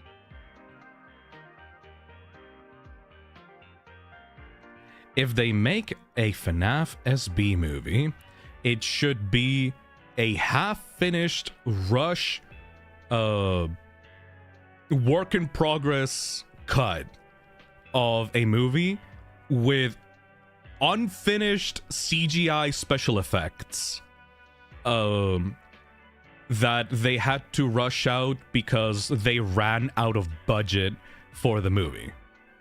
And also the MP4, the recording of the movie is glitched, so every 5 seconds there's a stutter and the movie goes back in on itself like every 5 minutes. And also I want it to be a YouTube poop of a movie. I think that would be very appropriate to the spirit of the final Security Breach release. Hey, Weona, thank you for the super chat. Did you know that Toy Freddy is voiced by fucking Thanos in the Latin dub? No, I didn't. What the fuck? Does he sound like Thanos? Hey, Spider Hater. Can we talk about how DCI got debunked by this? I am so happy. I am so happy. I am... ooh, the feeling in my chest. I've been a DCI hater for the longest time. So seeing this movie just completely ignore the possibility of a second set of dead children just fills my heart with joy. Now, obviously, people are gonna say, Well, Phil, actually, it's a different continuity, so that doesn't prove anything. and it's like, fuck, shut the fuck up. You're such a fan of dead children, you had to invent a second set of dead children for no fucking reason, you dumb motherfucker. Your favorite dead children have never been relevant aside from the imaginary ones that you put in the second game. Completely unnecessary. Go fuck yourself. Nobody cares about a second set of dead children. I am so glad that the marionette was the one that controlled the toy animatronics and the prototypes in this movie. We need to talk about that, by the way. We need to talk about the prototypes. I'm not even going to call them wizards. The prototypes. That's such a weird change from the original. Hey, Static Ghost, thank you for the $5. I swear I saw Dawko at the Faz Fest part, but maybe I'm just crazy. I think that if Dawko was on the movie, he would have had a bigger part.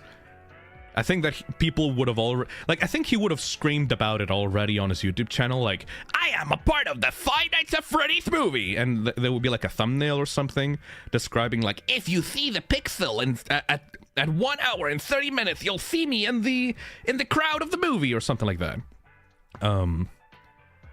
He was? He was there in a Bonnie costume? What the fuck? Really? What was he like in the crowd in the shot with Toy Freddy, or was it another part? I saw him. Oh fuck. If Dawko was in the movie, he would have been in the credits. Yeah, like I would have seen him in the credits at least. I saw him.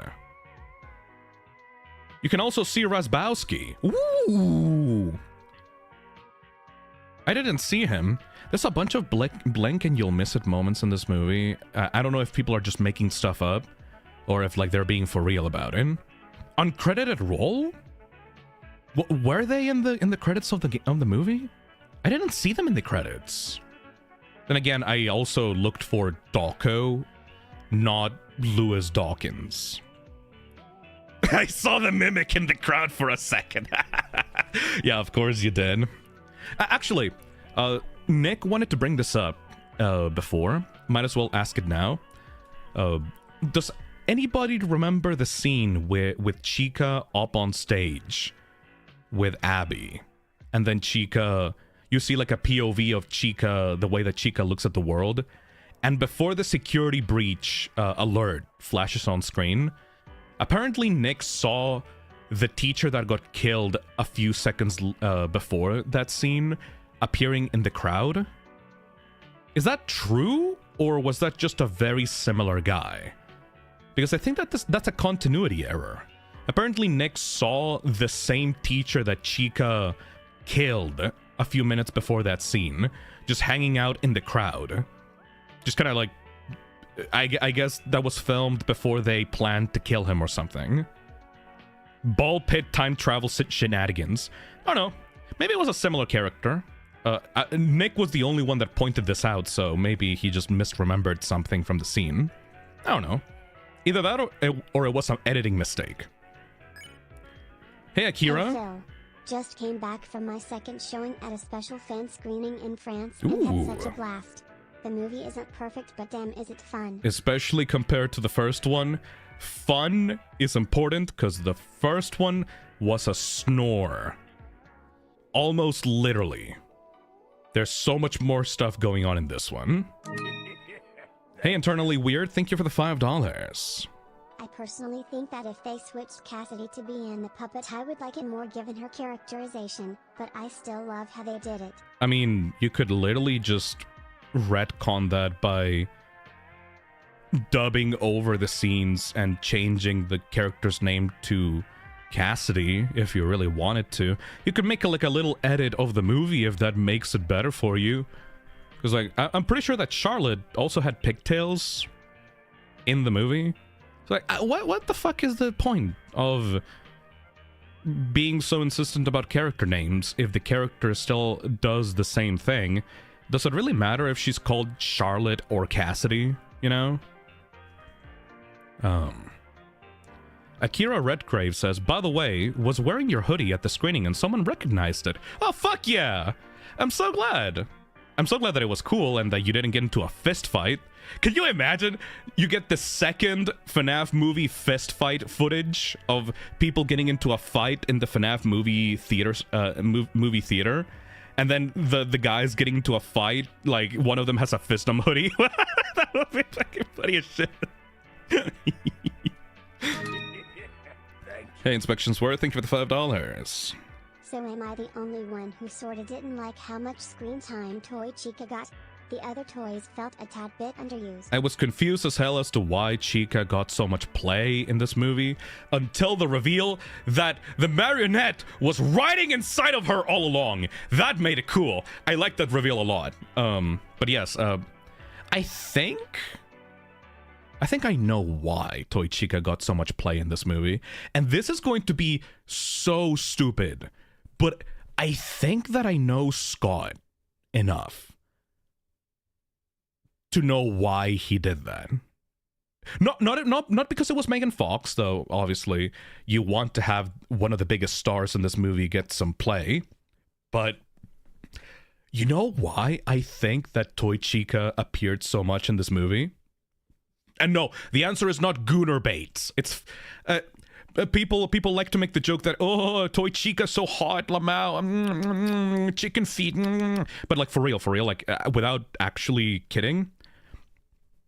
Do you guys remember the Ultimate Custom Night cutscenes of Toy Chica in the high school? I think the reason for why Toy Chica had so much screen time is because Scott wanted to make a reference to the Ultimate Custom Night cutscenes. You know, the ones where Toy Chica was in a high school and was secretly killing a bunch of the schoolmates in that weird anime show? I think that he wanted to make a reference to that because Toy Chica goes to the high school or goes to the school in this movie, and then she ends up secretly killing like the teacher in the school after he pisses her off. The Toy Chica's William Afton stupid theory, you know? I think that Scott just wanted to make a nod to Toy Chica being like a high school serial killer. And that's why she has so much screen time, because she's the one that gets to go with Abby to the school, you know? I think that's literally the reason. And also because it makes sense to have like the big female toy character have like Charlotte inside of her or something like that, you know? But I think that it was an intentional reference to have Toy Chica running around killing people in a school, you know? Thank you. Hey, Keanu Rodriguez, thank you for the $5. The puppet jump scare in FNAF 2 now has some scary implications. No wonder Henry locked her up inside Lefty in FNAF 6. Ooh, yeah, the fact that the puppet is not just killing you, but maybe even possibly taking over your body in FNAF 2 when it, like, jump scares you. I like that ability. I like that ability so much. It's unexplained, but it's so cool. Breaking news. Scott announced Fisnum will have an FNAF 3 cameo where he is revealed to be an animatronic created by William Afton.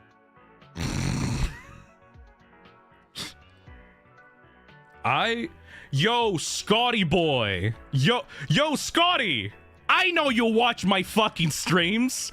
Can I get a cameo in the FNAF 3 movie of me being like an internet troll that is like, you know, have you seen Superman, like the new James Gunn Superman? Can I be like an internet troll making hate comments online about how the Fazbear Fright attraction is like offensive and controversial? Yo, Scotty, can I be like the troll that is like, I can't believe that they're disrespecting the legacy of my favorite restaurant by making a mockery of it, by making it a horror attraction. This is trash. This is trash. I hate it. I hate it. and like I'm like a monkey in a typewriter, and like I write the hate comments online that the people of the Fazbear attraction need to deal with, and it's like, I hate. I can't believe that you ruined the sanctity of my favorite childhood franchise. How fucking dare you? This is so fucking forced scary. The new animatronic in your attraction is so fucking forced scary. That's so fucking cringe, dude. Fucking.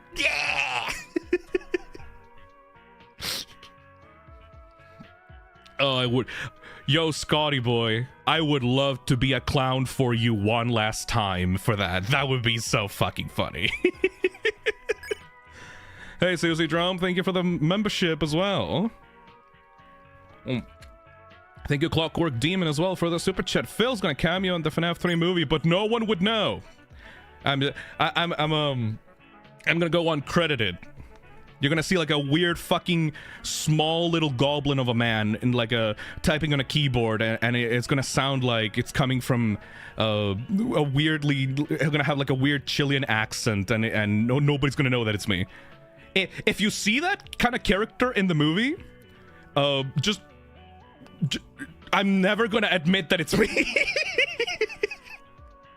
If you see a scene in the FNAF 3 movie where the people that run the Fazbear Frights attraction get a bunch of hate comments from an anonymous like throwaway account, I will never admit that that's me. I'm gonna just ask for it to go uncredited.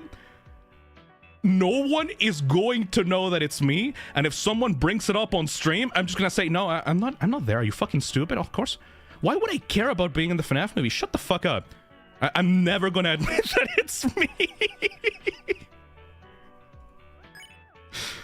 Hey, Wildcard. How to make a pound cake. Fuck yeah, Wildcard. Thank you for the 20 months.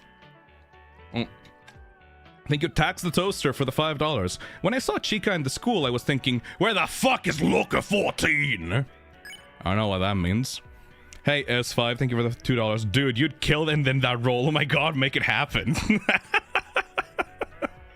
You guys severely overestimate how much, you guys severely overestimate how much investment I have in this series. I'm just a casual enjoyer now. Like, I'm not inside of the FNAF sphere at all. I'm just here to have fun. I'm nowhere around that level, you know? I don't know what the deal is with that guy. Yeah, he's kind of toxic. Oh, that would be wonderful. Anyway, let's Elogan _5 blob comfy. Hell yeah, G-Star, thank you for the 17 months. Anyway, so that was the longest goddamn hangout section I've ever had on the streams. That was 2 hours of hangouts with the chat. That's crazy, yo. So, let's actually begin the stream right now. Thank you. Hey, Fartface. I could see you voicing LOL bit as an internet troll persona. That ain't bad. That ain't a bad idea at all, actually. Anyways, the Five Nights at Freddy's 2 movie, am I right? Holy shit. Hey, Schmoodle. MGL, I really enjoyed this one even if it was silly and cheesy. They seem to just have way more fun with it this time. That is a perfect way to introduce the first topic of the stream, actually. So, tone. Like I said in my spoiler-free review, I genuinely think that this movie is better than the first one because, not because it takes itself less seriously, but because it has way more fun with the world that it's created, you know? I think that the FNAF 1 movie was victim to overthinking and perfectionism. I think that Scott went through dozens and dozens of scripts for the FNAF 1 movie, and ultimately, it suffered from playing it too safe, you know? I feel like it over-focused on the whole deal with Mike's trauma and trying to make sure that it hit all the beats that it wanted to without adding anything weird and fucked up that people would be mad about, you know? In this movie, you can tell that Scott went, okay, yeah, let's add the FNAF stuff in here, but what if we add just some weird bullshit? What if we just add the completely out-of-pocket weird shit to it? For example, the tunnel. The weird river tunnel attraction thing in the middle of the FNAF 2 pizzeria. Like, what do you mean that's in there? In a child's pizzeria? What do you mean that there is an unguarded, like, river of water that goes above child heights, that has a bunch of puppet plushies surrounding the cave walls of this weird tunnel running throughout the middle of the building? That is stupid, but I loved it. Like, some of my favorite scenes in this movie came from the weird tunnel thing with the puppetlings. The fact that they move for seemingly no reason, and they hide inside of the water, and they, like, grab you from the bottom of the water and pull you down and rip you to shreds inside of the water. It's like, what the fuck? That's so fucking weird. Or also the scene where you see BB swimming like a fucking shark under the water, and you can see his little propeller hat poking out from the water and fucking spinning. Like, for no reason, he's just spinning that propeller hat for fun. And then Mike gets out of the water and sees, like, BB poking his head out from the water, and it's like this weird creepy ass shot of BB smiling at him from the water. It's like, what the fuck would have happened if Mike had stayed in the water there? Why is BB more threatening and evil and deadly inside of the water? Does he have shark DNA? Like, what the fuck? Akira Redgrave says, the fact that the puppetlings show up, maul a guy, and it never gets brought up again is hilarious. Yeah, the weird water river cave in the middle of the FNAF 2 restaurant is the prime example of Scott having a little fucking funny idea and adding it into the movie. Like, you never saw anything like that in the FNAF 1 movie. It was always safe. Every single weird concept was taken... With watching bots. Remind to finish Sucker for Love too. Later. Thank you for the 12 months, Iron Vigilante. Anyway, the FNAF 1 movie did not have any of those weird concepts. I guess it had the spring locks, but again, that was from the games. That was a true and tested concept that fans already were used to, you know? Even if critics didn't know about it, fans were already familiar with the concept of the spring locks. But you never saw a fucking river in the middle of the pizzeria in FNAF 1. In this one, you have the carousel, you have the posters, you have the take apart and put back together attraction with Mangle and stuff like that. But the river is, like, completely new. I don't think even the books have any concept similar to that. And it was really funny and really unrealistic and just genuinely cool. Another thing that is not explained at all, but was really cool, is the puppet's unexplained ability to possess people, like go inside of them and take them over like fucking Venom from Spider-Man. Like, what the fuck, right? The puppet is just able to go inside of people and transform them into puppified zombie versions of themselves. Why? I mean, that's cool, though. I'm not saying that that's bad. I'm just saying that's batshit insane. That was never explained in any other source material or anything. That's just something you pulled out of your ass to have cool moments in this movie, and it works completely. It's genuinely scary seeing the characters that you know getting puppetified, you know? the weird ghost bullshit that never is addressed or explained is some of my favorite parts of the movie. And it makes the marionette so much more threatening, because not only can the marionette control the animatronics from afar, like literally across distance, like miles across distances, it can also control electronics, like the fast talker.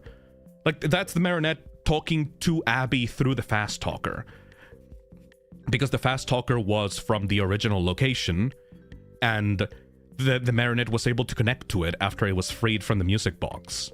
Or also, it can control the withered animatronics as well. Not only it controls the toys. That was a popular fan theory before in the past, by the way. That there was a big fan theory that the thing that differentiated the withereds from the toys is that the puppet was controlling the toys, and that's what made them evil in the game. In this one, not only was the marionette controlling the toys, but it also controlled the prototypes / the withereds. And it is able to multitask multiple different characters in different places in town and in different locations, and coordinating them to like attack Mike during the FNAF 2 gameplay sequence. It makes the pup. Oh, and also, you know, the fact that it can not only manipulate robots, but it can manipulate people as well, and it can have hosts that it can attach itself to, and it can manipulate their thoughts and force them to kill other people, like because it literally goes inside of them like a fucking Danny Phantom ghost. It makes the marionette so much more of a threat than just yet another animatronic, you know? It makes the puppet look so much cooler. Exactly, Wyona. She's puppeting them. Even though it's never explained how it does that, it makes sense within the power set of the character, because it is literally a puppet master, and its main way of attacking people is not by killing them directly, but by manipulating and controlling other people to do its bidding, you know? There's also this thing of hold on a second. Need to drink water. I guess it's just time for me to rant about how much I love Charlotte as a villain, because the first scene of this movie, the first few scenes of this movie, the backstory of Charlotte in the pizzeria is so cool, because you get to see the POV of a child inside of the Freddy's restaurant and how angry she was because of how neglectful and stupid the adults were. Obviously, this whole series is about how management is neglectful and how adults are stupid and how obviously evil and dangerous the restaurants are. But I liked how human Charlotte was. I like how relatable she came across as in the beginning. Because, yeah, no, this world is stupid. This world is... It must be so frustrating to live in this universe if you're a child and you realize the obvious danger going on in these restaurants and nobody takes you seriously. You're the only sane person in this entire goddamn restaurant, and everyone is just gonna let a child die right in front of everyone. Right under everyone's noses. And nobody gives a shit. And you're treated as a child because, you know, you are a child. And when you actually try to do your best to save someone, you're punished for it. And nobody gives a shit. And then afterwards, not only does nobody give a shit, but then your death is immediately covered up as an accident. And not only that it was an accident, but that it was your fault. Hey, you know that thing that you desperately tried to prevent from happening?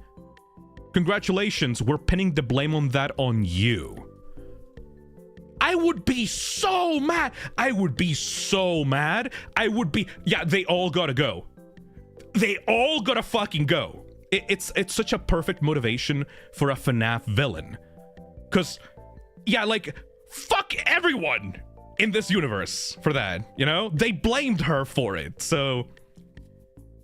I think I'm so biased towards this movie because they finally introduced a villain concept for FNAF that makes sense within the existing canon. Instead of having some weird magical bullshit or some super smart learning AI for the villain, the main villain of the series or whatever. Like the mimic is cool. It's way too fantastical and out of place with the rest of the world, right?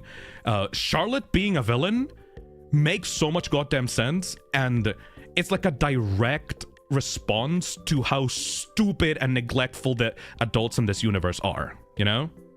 It makes so much damn sense that she would be more malicious and vengeful and rageful to everyone in this interpretation of the story. I also like the idea of Charlotte taking things into her own hands and actively wanting to be free and actively... Like, she was much more a proactive villain than Afton in the first movie. Instead of... Because, like, in the first movie, Afton did appear and set up Mike with the job and stuff like that, and then appeared at the end once he realized that the animatronics were not actually going to kill him. But in this one, Charlotte is, like, everywhere. Charlotte gets so many scenes to flesh her out as a villain, flesh out her motivations, and flesh out why she's doing this and why she wants to keep doing it. Obviously, you get the kill shot with the paranormal investigators at the beginning, but you also get stuff like Vanessa talking to Charlotte and she going like, nah, I don't give a fuck. You bet that music box better not run out, bitch, because if it does, I'm coming for you next, motherfucker. Like, I like that Charlotte got so many scenes to flesh her out. And technically, if you really think about it, she's all over the goddamn movie if you think of the toy animatronics acting on her behalf, you know? She is a objective improvement as a villain compared to Afton in the first movie. Yeah, no, it's one of the best one of my favorite parts of this movie. Charlotte is a 10 out of 10 villain. Hey, Karate Kick, thank you for the membership. I like that Toy Bonnie, aka Charlotte, because like Toy Bonnie was speaking for Charlotte in that scene, but I like the direct confrontation between Charlotte and a kid when Toy Bonnie was about to kill the kid's parents, right?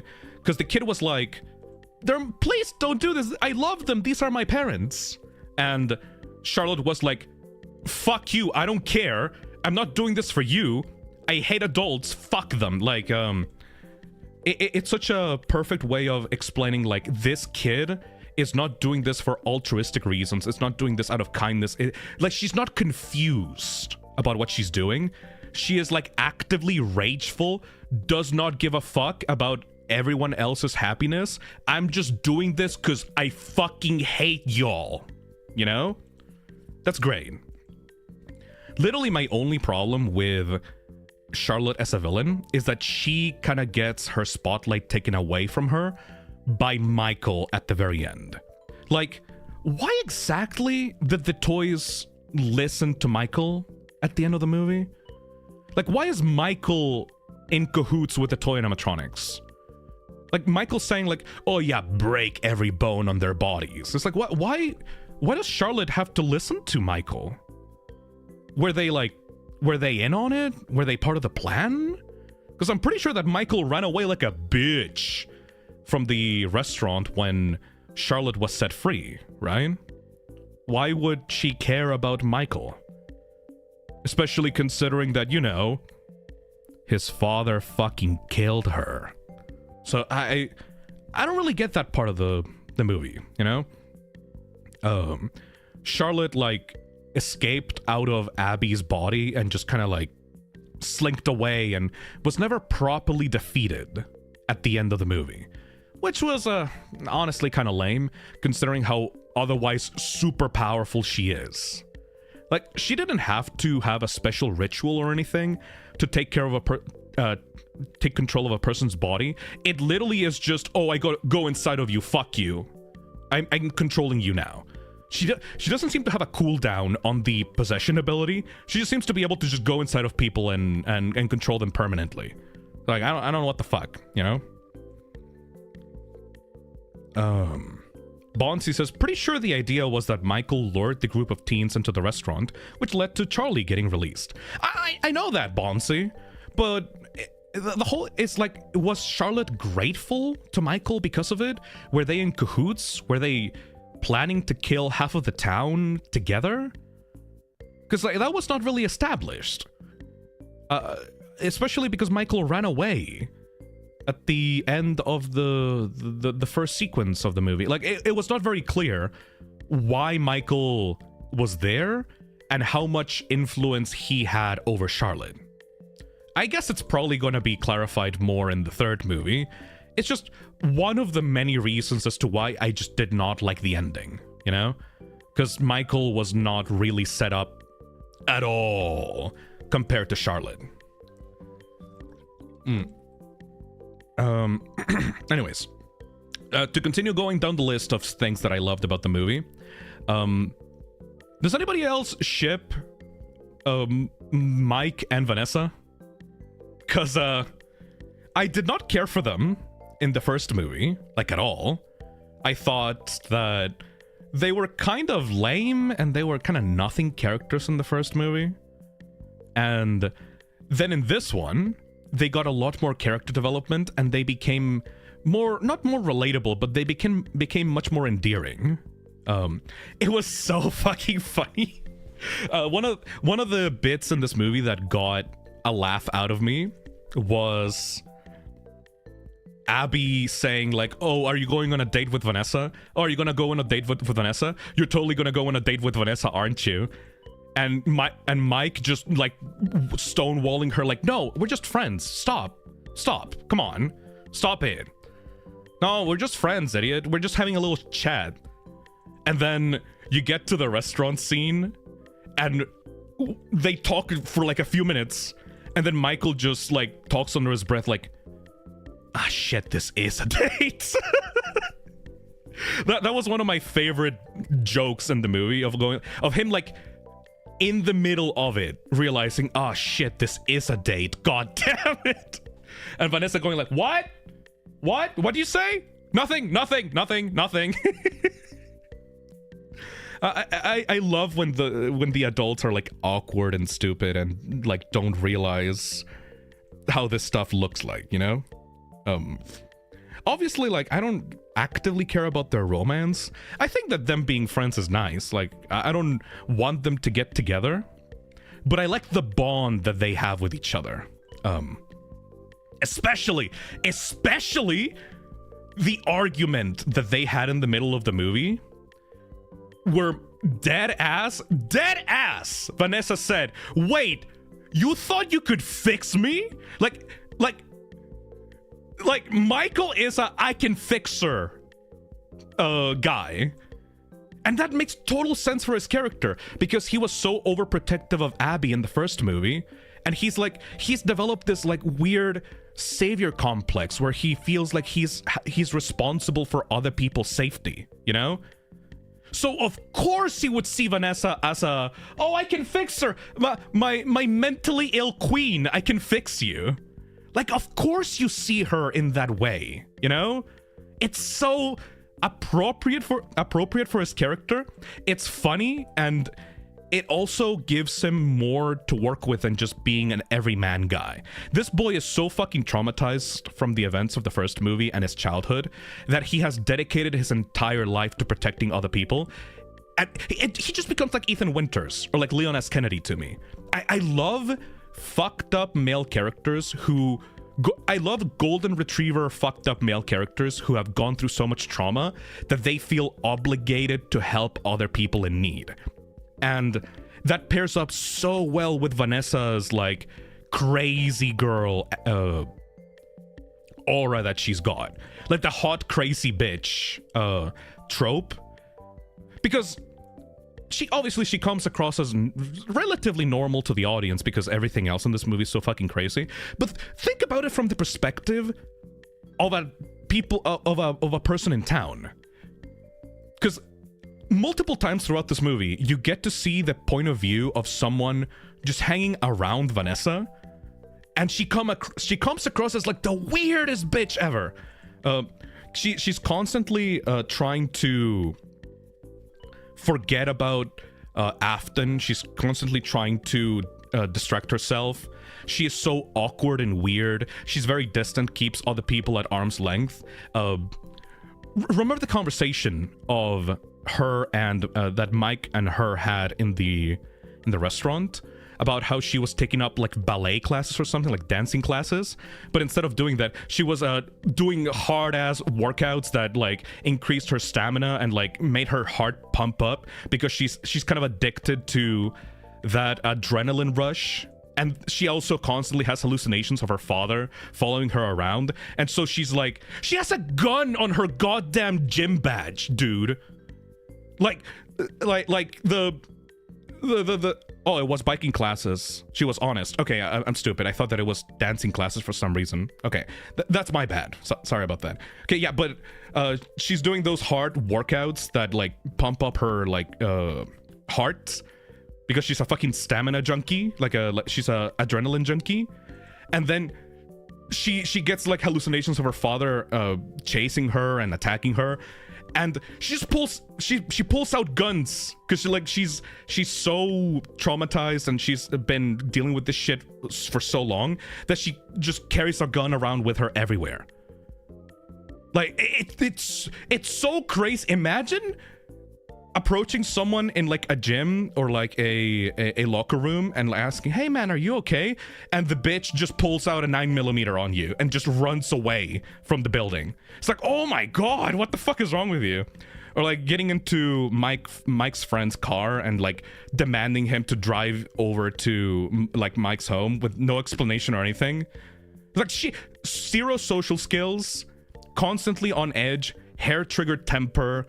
And she's got like that dead-eye stare of like, I'm emotionally dead inside. I loved how Vanessa was characterized in this movie, you know? I can fix her. I can fix her. I can fix her. Vanessa is so much better in this movie than she ever was in the games, you know? And I am dreading what they're going to do with her in the next few movies, because her character did not end in a good spot in this movie, but in a good way. She had like anti-character development in this movie. Mike tried to introduce her to the concept of dream theory, but instead of helping her, instead of being therapeutic to her and her trauma, it kind of just made it worse. Like, she got more and more unstable as the movie went on, and now she's being possessed by the puppet at the very end. She was like, at the end of the movie, she was like, no, I'm not choosing my past. I'm choosing my new friends. I'm choosing the new connections that I have with my friends now. I hate my family. I'm going to protect the people that I care about. And then the people that she cares about tell her to fuck off. Like, Michael does not trust her anymore because she didn't tell him about her family and the issues with the original restaurant. So now she's like isolated. She feels like she fucked up. She feels like she made a mistake and that she can never be forgiven. The one person that understood her and the one person that was keeping her together at the end of the first movie has now abandoned her. She has nowhere else left to go. That's like fucked up, right? Like, what the fuck is gonna happen in the next movie with her? Is she gonna turn into Vanny? Is she going to have a mental breakdown? Is she going to be used by the marionette as like one of the main antagonists of FNAF 3? I don't know, but I liked how they are setting her up to have a complete break from the reality in this franchise, you know? James Guile says she has no other purpose other than being a host for Charlie. Yeah, like, Mike is one of those people that go, I can fix her, I can fix her, I can fix her, until he realizes how much trouble a person like Vanessa is, and then he abandons her, which causes her to go in an even harder spiral than before. Because before, Vanessa had no one but her family, but at least she followed Afton's commands and stuff like that. But now she has no one. She has no Afton, she has no friends, she doesn't have Abby, she doesn't have Michael anymore, and she feels all the full front guilt of being responsible for ruining Mike's life, you know? Fucked up! I think that not many people are giving credit to how the human characters were treated in this movie and the arcs that they went on in this movie. Mike and Vanessa are so much better characterized, and they have genuine arcs throughout the movie that are interesting and set up for really cool things to happen in the future, you know? Wyona says, I think that she will be a side villain in the third movie. Didn't somebody... I think somebody posted a screen cap of a picture in Vanessa's home of her wearing a white rabbit costume, but like an Easter egg, like an Easter bunny white rabbit costume. Spider Hater says, shit, I ain't fixing this. Yeah, exactly. That was the ad. Mike fucked up. Mike, you fucked up. You fucked up. You fucked up so hard, boy. Weird Name says, Vanny and FNAF 3 will be interesting. So here's the thing. I was one of the people that thought, oh no, they'll follow the games pretty closely. They're not gonna get to Vanny until like 10 years into the future. There's no way that Vanny is going to appear in FNAF 3, right? Right? And then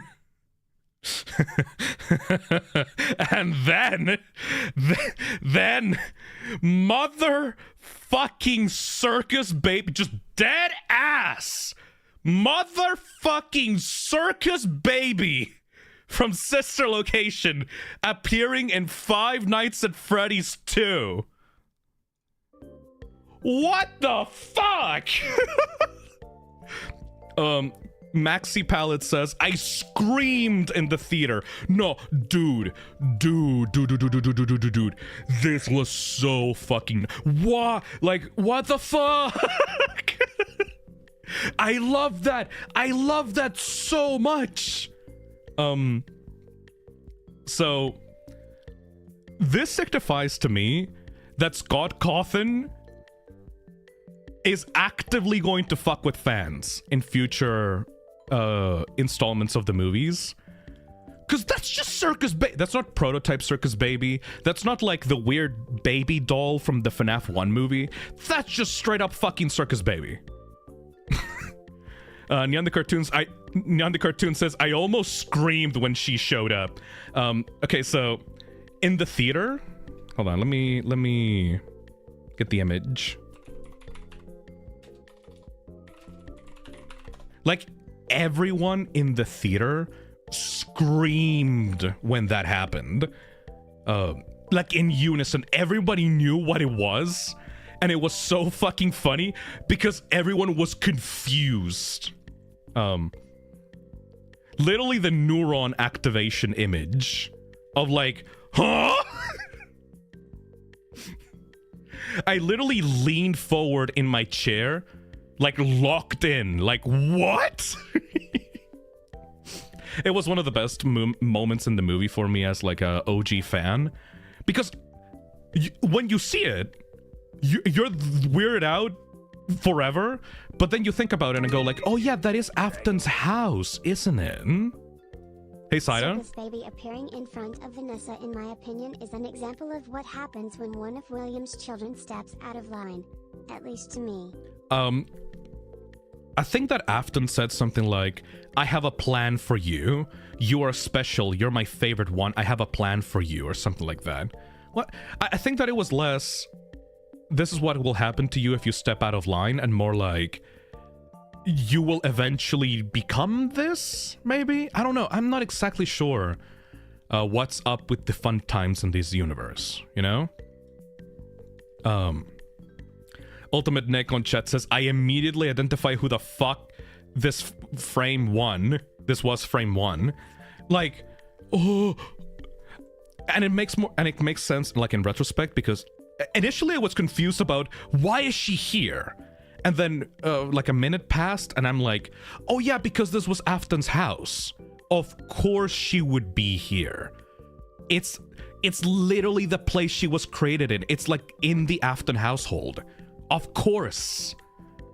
So the fact that Michael, Afton, and Circus Baby were introduced in this movie makes me think that Scott really wants to start playing around with some of the details of the games in future installments.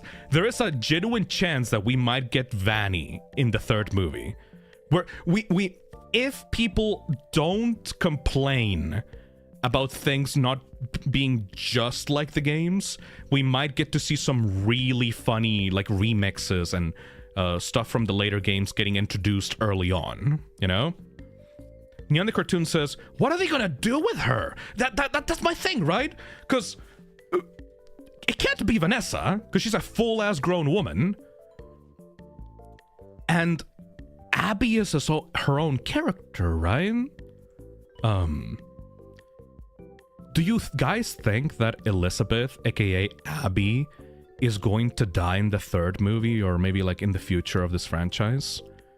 Because in the games, Elizabeth possessed Baby. And here's the thing. Both FNAF 1 and FNAF 2 have Abby acting like an absolute dumbass and always trusting the animatronics. Especially in this movie, she was desperate to befriend Chica and trust Chica, and the Marionette took advantage of Chica's trust. The Marionette took advantage of Abby's trust to set herself free. Like, input the code in that computer, right? Abby is a dumbass child that fully trusts the animatronics. So I think that is going to be foreshadowing to her eventually getting manipulated by Circus Baby and getting scooped as like the ultimate, you never learned your lesson and this is what you get for never learning your lesson type of thing, you know? I don't think that Abby ever really learned her lesson from the 1st and 2nd movies. She always is the problem in these movies. She's always the catalyst for the conflict in these movies because she's an idiot fucking child that always wants to, I want to play around with my toys kind of girl, you know? And now that Chica is dead, like Chica, both Toy Chica and Classic Chica are fucking dead, Abby's gonna have no favorite character to attach herself to. So she's probably gonna fall right into Circus Baby's, like, claw. You know? It's either going to be Abby getting scooped and going to fully go on to possess Baby, or she's going to be kidnapped and trapped inside of Baby. I think that the latter option would kind of be a cop-out, though. I genuinely think that it would be tragic and fucked up and evil if she actually died by the hands of Circus Baby. Maybe that would make Mike's attempts at saving her be a little, feel a little pointless, because, oh, you did all these things just for Abby to die at the end? Oh, that's so bad. I am so disappointed. But I think it would be genuinely tragic for Abby's story to end this way, because she never learned the lesson of not trusting random-ass killer robots, you know? I just don't think that they have the balls to do it. But it would be such a morbid and fucked up way of going about setting up Circus Baby, you know? Disoff says, there was no lesson. She wanted to befriend the animatronics. It just so happened that stuff worked out against the animatronics and the serial killer. Yep. She never learned to not trust random robots, I guess. It would be so tragic. It would be so fucking tragic.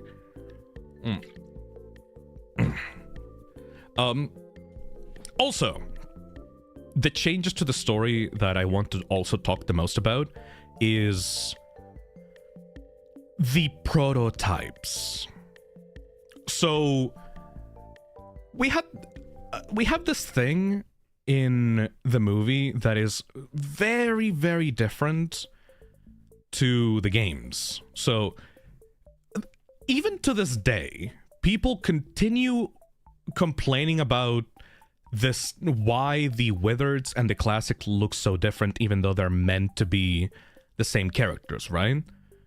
It's always a point of contention in the fan base, like, oh, but why do, if the Classics are the same as the Wizards, why they look so weird and creepy and bigger and they look so strange? I don't understand. That's so nonsensical. Oh, Scott Cawthon is bad storyteller because, like, I can't accept things looking different from game to game. Wah, wah, wah. Everything has to look exactly the same, otherwise it means that it's a completely different character. Wah. Fucking hate the fandom, by the way. Can you tell that I hate the fandom? Anyway, it seems that Scott actually took notice of that, because now the Wizards are like their own set of animatronics, and they're V1 prototypes of the Fazbear Gang, and I like that. It just feels... It feels weird, you know? It's... I guess the reason for why they did that is because they wanted to have that big, cool action moment where the Classics came in and defeated the toys at the end. So they had to invent a reason for the Wizards to still exist while still being completely separate characters. I like the fact that they're prototypes, but I'm just disappointed that they didn't get enough screen time in this movie. This movie is pretty much the Marionette and the Toys super mega fun time show, right? The toys are like the bigger threats in this movie. They're the most prevalent, they get the most screen time, they get the most kills, they get the most... you know, they're the ones that are driving the plot forward. They actually go outside and become a threat to the town. The Wizards just seem to be here for obligation's sake. They all get a cool moment each. You get to see Bonnie coming out of the vents. You get to see Withered Freddy reaching out to Mike. You get to see Withered Chica like T-posing in the corner. I love that they got the T-pose in there. I'm so glad that they didn't forget about the T-pose. But they just got those moments, and that's pretty much it. Oh, and you also get Withered Foxy not falling for the mask as well. That was a great detail. The fact that Withered Foxy is the only one that just sees right through it. Inspections Worth says, I barely even noticed Withered Bonnie. He got done so dirty. Okay, it was really fucking funny though, seeing Withered Bonnie crawling through the vents, and then like Mike going, what the fuck? What the fuck is this? And then him like closing the vents like with his foot, like going like, oh, what the fuck is that? And then just desperately closes it back up. It was a really funny moment because like, of course he's doing that because like he's not constrained to the rules of the game.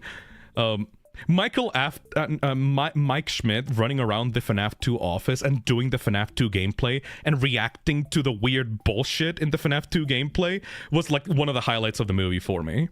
The fact that the first animatronic that got fooled by the mask was Withered Freddy. So you get that FNAF 2 Pymation scene of Freddy being fooled by the Freddy mask and going like, oh yeah, hi Freddy, I guess you're Freddy, I'm gonna go now, bye-bye. It's like, that had to have been intentional. I sort of got, am I too brain rotted? That had to have been intentional, that the first character that they used the mask on was Freddy. Hey Crash Bandit, thank you for the $2. I like how the Wizards slowly moved towards Mike. Yes, they're fucked up and broken down robots, so they're not like as effective of killing machines as the toys, but they're still creepy and big and huge and scary. Oh, god damn it! You're Freddy! I love that withered Freddy blinked like a frog when he woke up. Yeah, they're all so. I loved this the way that they interpreted the designs of the withereds for this movie. Fuck this shit, I'm out. Also, someone complained about withered Foxy's jump scare in the trailer, and I was like, yeah, that seems like a weird jump scare. I wonder why it feels like he's falling over instead of actually attacking like in the games. And turns out, yeah, no, that was not an actual successful attack. That was withered Foxy actually just falling over because it was in the moment where Mike disabled the remote control system. I like that detail of it looks like withered Foxy is attacking the camera, but in reality, he's falling over because that was the moment where Mike won the night, you know?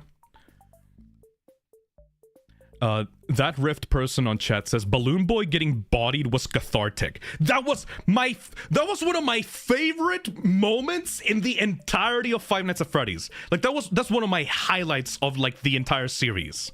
Because, like, the context is what makes it, right? Because in the first movie, you have this entire running gag of Mike getting jump scared by this random ass BB figurine, right? Like he legitimately gets jump scared every time because this random BB figurine keeps appearing and scaring him in really stupid ways. And then at the end of the movie, you get the BB figurine in the dude's car. I forgot his name, I'm very sorry, but he's a YouTuber and he's like a character that runs like a taxi service and in both movies. But he also gets jump scared by the random BB figurine. Corey X Henshin, yes. Corey X Henshin is like the cab driver of the two movies. He also appears in this movie as well, and also gets another running gag of Toy Chica appearing in like taking a ride on Corey's car as well. So that was funny as hell. But anyways, about BB. Then Mike gets to see his fucking nemesis, like, trying to get him in the water like a shark, and he sees his face, and Mike goes like, oh, what the fuck, he's back?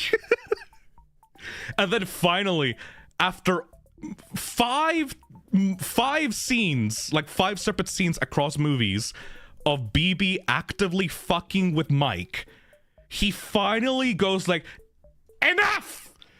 I'm sick of this shit! And then he just gets up from the chair in the office, grabs BB from behind, fucking twists his neck, and just throws the bitch across the office.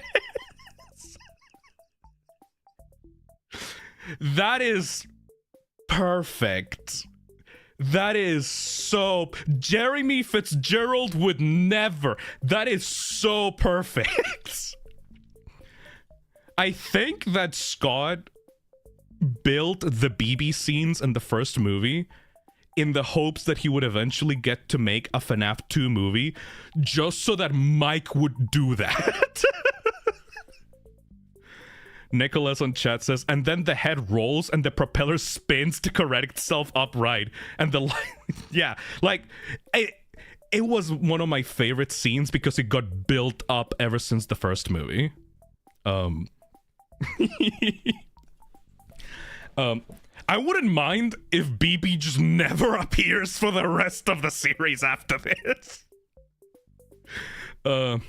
He also got like the best model, not the best model, but the most accurate model out of all of them. He just looks straight up out of the game. Like that just looks like BB in real life. In the FNAF 1 movie, he looked very weird. His eyes were bulging and he had like, it was not just BB, it was like an interpretation of BB. In this one, it's like the most accurate model out of all the toys.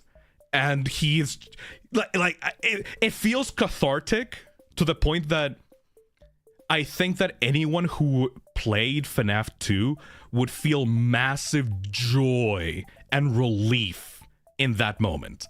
That was a fan service scene. That was my favorite fan service scene Because it's not just, oh, remember this thing from the games? Clap, you fucking seals. It's the thing that you like. But no, it's a feeling within every single FNAF 2 player's heart of like, I wish I could fucking punt this bastard. I wish I could fucking snap this guy's neck. You know? Mike Schmidt, in that one scene in the FNAF 2 movie, embodied the feelings of every single FNAF 2 player to ever have tried out that game.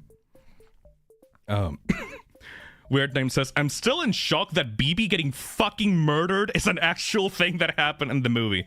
Literally, one of my favorite scenes ever. That's how you do fan service. Because it's not just, hey guys, remember that thing from the game that you liked? But it's something that everyone was discussing back when that game came out. That wish of, I wish I could fucking kill this thing. I fucking hate him. He looks so puntable. I'm gonna fucking kick this thing. Hey, Ikowski, thank you for the super chat. I got so happy in the BB death scene I started laughing, making my whole theater do so as well. I like the phrase, I got so happy at the Balloon Boy death scene. Oh, that's so stupid. Bloop Bleep super chats and says, if they put in the Phantoms, Mike is gonna have an aneurysm with Phantom BB. I forgot about Phantom BB. Oh shit, you're right. They have to put in Phantom BB in the FNAF 3 movie. You think he's gonna crash the fuck out? I adore that BB is like a consistent shitter throughout every single movie. Please, I can't wait to see the ongoing rivalry between Mike Schmidt and Balloon Boy. I pray for the Mike crash out. Oh, that would be great. Akira Redgrave says, been wanting that fucker dead for 11 years. I absolutely feasted in that moment. BB's just a reoccurring antagonist. Can you imagine? You get to the FNAF 3 movie, you get to Mike, you get to Mike Schmidt staring down Springtrap across the window in the FNAF 3 movie, and Afton is like, oh, Mike, we meet again, or something. How is he gonna say, like, Mike, we meet again.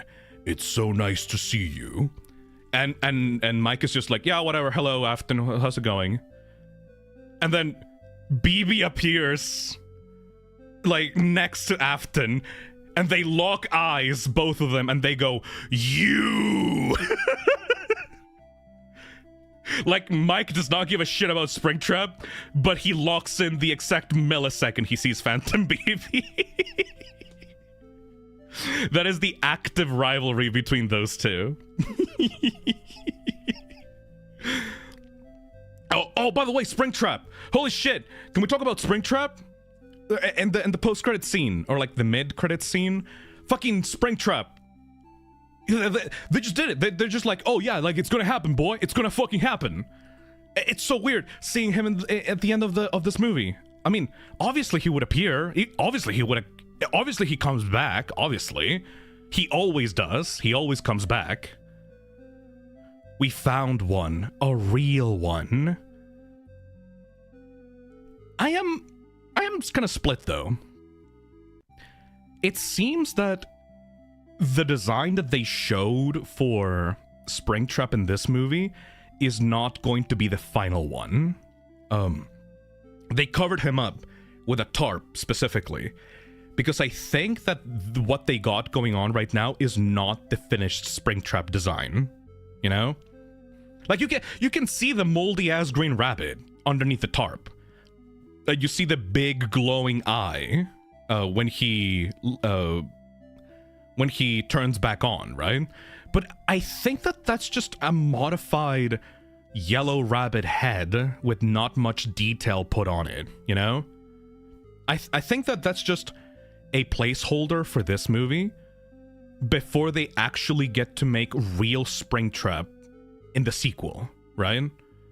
I don't think that that's how he's gonna look like in the actual movie when we get FNAF 3.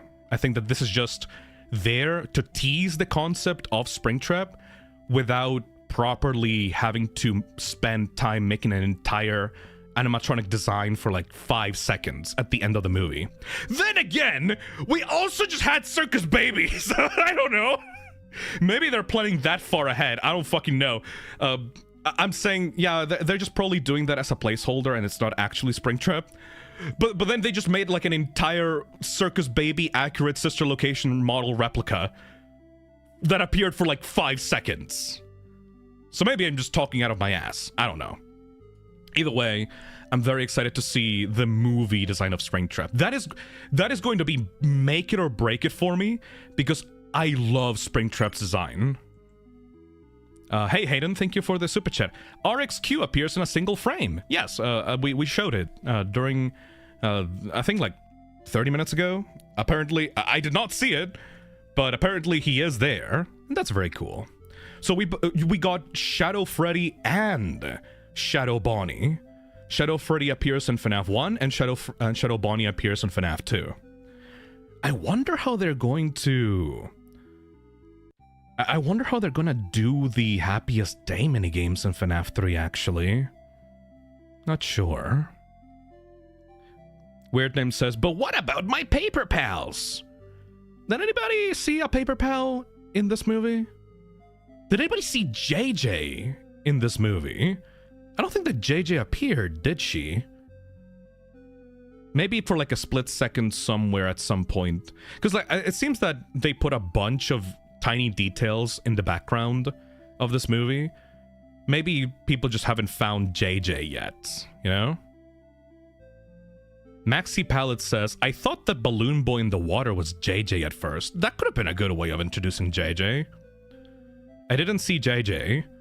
Nope, not either. Poor JJ. I never saw JJ once. Haven't seen JJ. It's gonna be really funny if they release this movie digitally and then you get to see JJ like hidden in like a single pixel of JJ hitting in like, I don't know, maybe like the flashback or something. I don't know. Hey Omena, thank you for the €5. Mike and Phantom BB facing off on Dio and Chitaro panel. I am so invested in the Mike Schmidt and BB like beef. The active ongoing beef between these two assholes throughout the movies is so entertaining. What else? What other thing that I really want to talk about that I couldn't get to in my spoiler-free review? Oh, yeah! The ending, in general. I wanted to talk about genuinely how disappointing the ending was for this movie. So, I talked about it briefly in my spoiler-free review, but the ending is just not good. Like sadly, I don't see any way you could defend that ending. And it's not even about it being open-ended or leaving it a cliffhanger at the end, but it just didn't feel right to end it that way. Because, you know the moment that Michael Afton is revealed? And Michael Afton does, like, his villain monologue speech and goes like, oh, we will kill half the town by the end of the night, or something like that, right? The way that he said that made me think that the confrontation was going to be at Fast Fest, you know? Because ever since the beginning of the movie, they were talking about Fast Fest as like this big important event that the town got together to like do on Saturday. Like, oh, Missy, you better work on your project and not go into Fast Fest. That Fast Fest thing is dangerous. Oh, I can't believe that they're doing the Fast Fest. And it's like, they keep talking about the Fast Fest as this very important location that they were gonna go to at some point. And then the Fast Fest was like one scene. Yeah, exactly, Nicholas. The Fast Fest was like one scene in the movie. And it was just Toy Freddy walking around and then chilling with some dudes. a lot of the end portion of this movie took place inside of houses, like random neighborhood houses. Like Toy Bonnie wanting to kill the parents of a child inside of their house, or like going to Mike's house to rescue Abby. Like, it's just a bunch of cheap set. It felt cheap, you know? It felt like they were going to go to Mike's house to rescue Abby, and then everyone was going to move into Fast Fest, and the toys were going to start attacking everyone in public or something like that in the middle of Fast Fest. But it just ended at Mike's house. It never got to the point where the toys became a bigger threat, like Michael promised. Classics show up and stop the toys. Cool. Classics shut down because they left the restaurant. Cool. The kids just move on and let Willie out? What? Yeah, like what? Like why? Exactly, Grim Tidings. I just don't get it. Like, why did it end there? You know the toys, the cool badass motherfuckers that were constantly hunting down and killing everyone in the movie, the things that were so much more felt so much more powerful than the classics? Oh no, they just get killed because the classics snuck up on them. Like the classics literally just teleport behind them, nothing personal, kid, and then just snap them in half in one fell motion. It wasn't even like a cool fight scene or anything. Like I get. Hey, Karate Kick, thank you for the $5. My disappointment was how they didn't kill anyone in their home or one at Faye's feast to show how much of an FB they really are. Exactly. There was no point where things got dire in the end. It felt like they were about to do a cool climax where everyone was in danger, but then the classics showed up and took care of the problem before anything got really bad. And maybe it's like, okay, maybe you didn't really plan it to end at the Fast Fest. That's fine, I guess. But why was it so easy to take care of the toys? These guys were hounding you and like attacking you all throughout the movie. Why do you mean that the classics just show up and snap them in half once and then it's over? They're dead. Like, really? Really? That's all that it took to defeat them? For other robots to come in and just snap them in half. There was no fight scene or anything. A bunch of people made jokes about this being like an SFM Wizards versus Toy Animatronics animation. Like it was a fanfic thing. But at least fanfiction has cool fight scenes.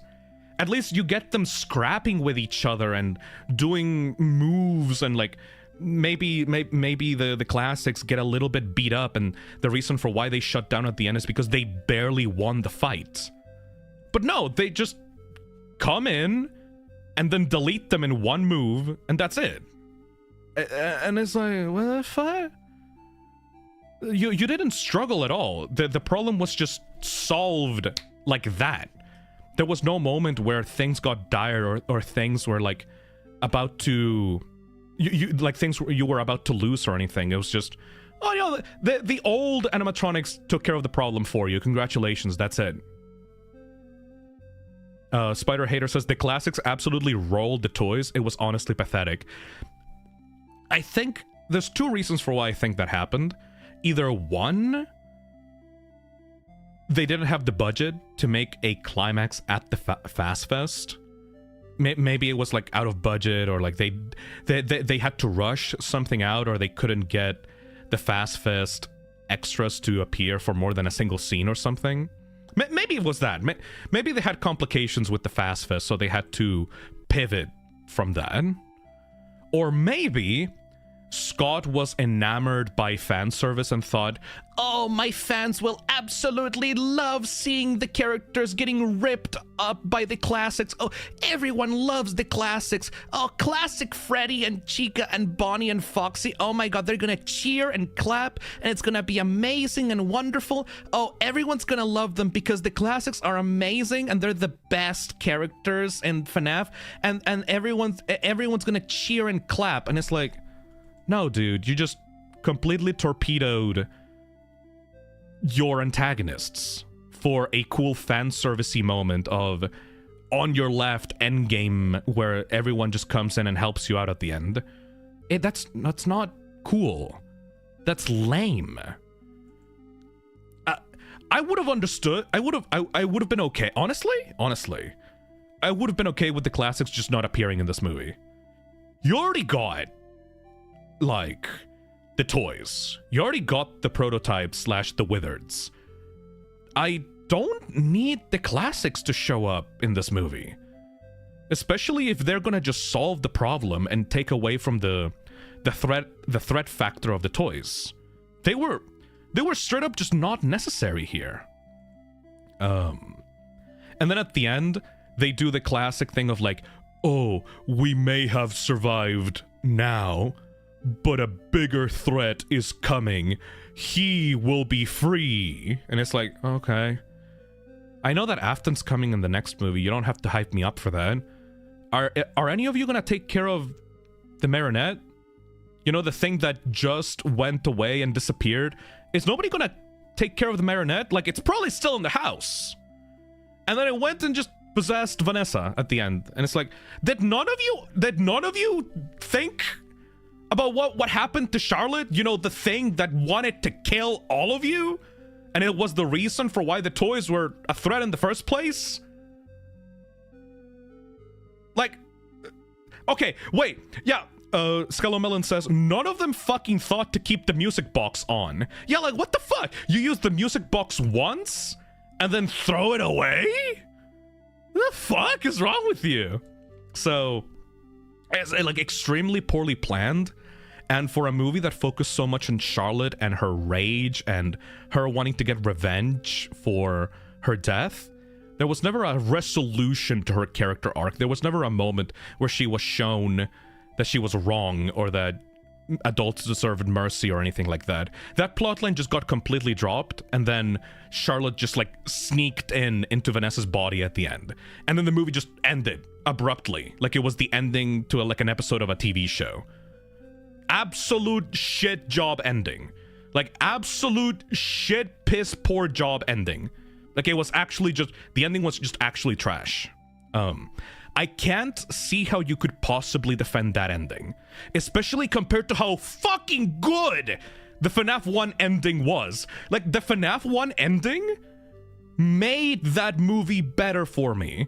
I had a bunch of problems while I was watching the FNAF 1 movie, but then it ended really, really, really strongly.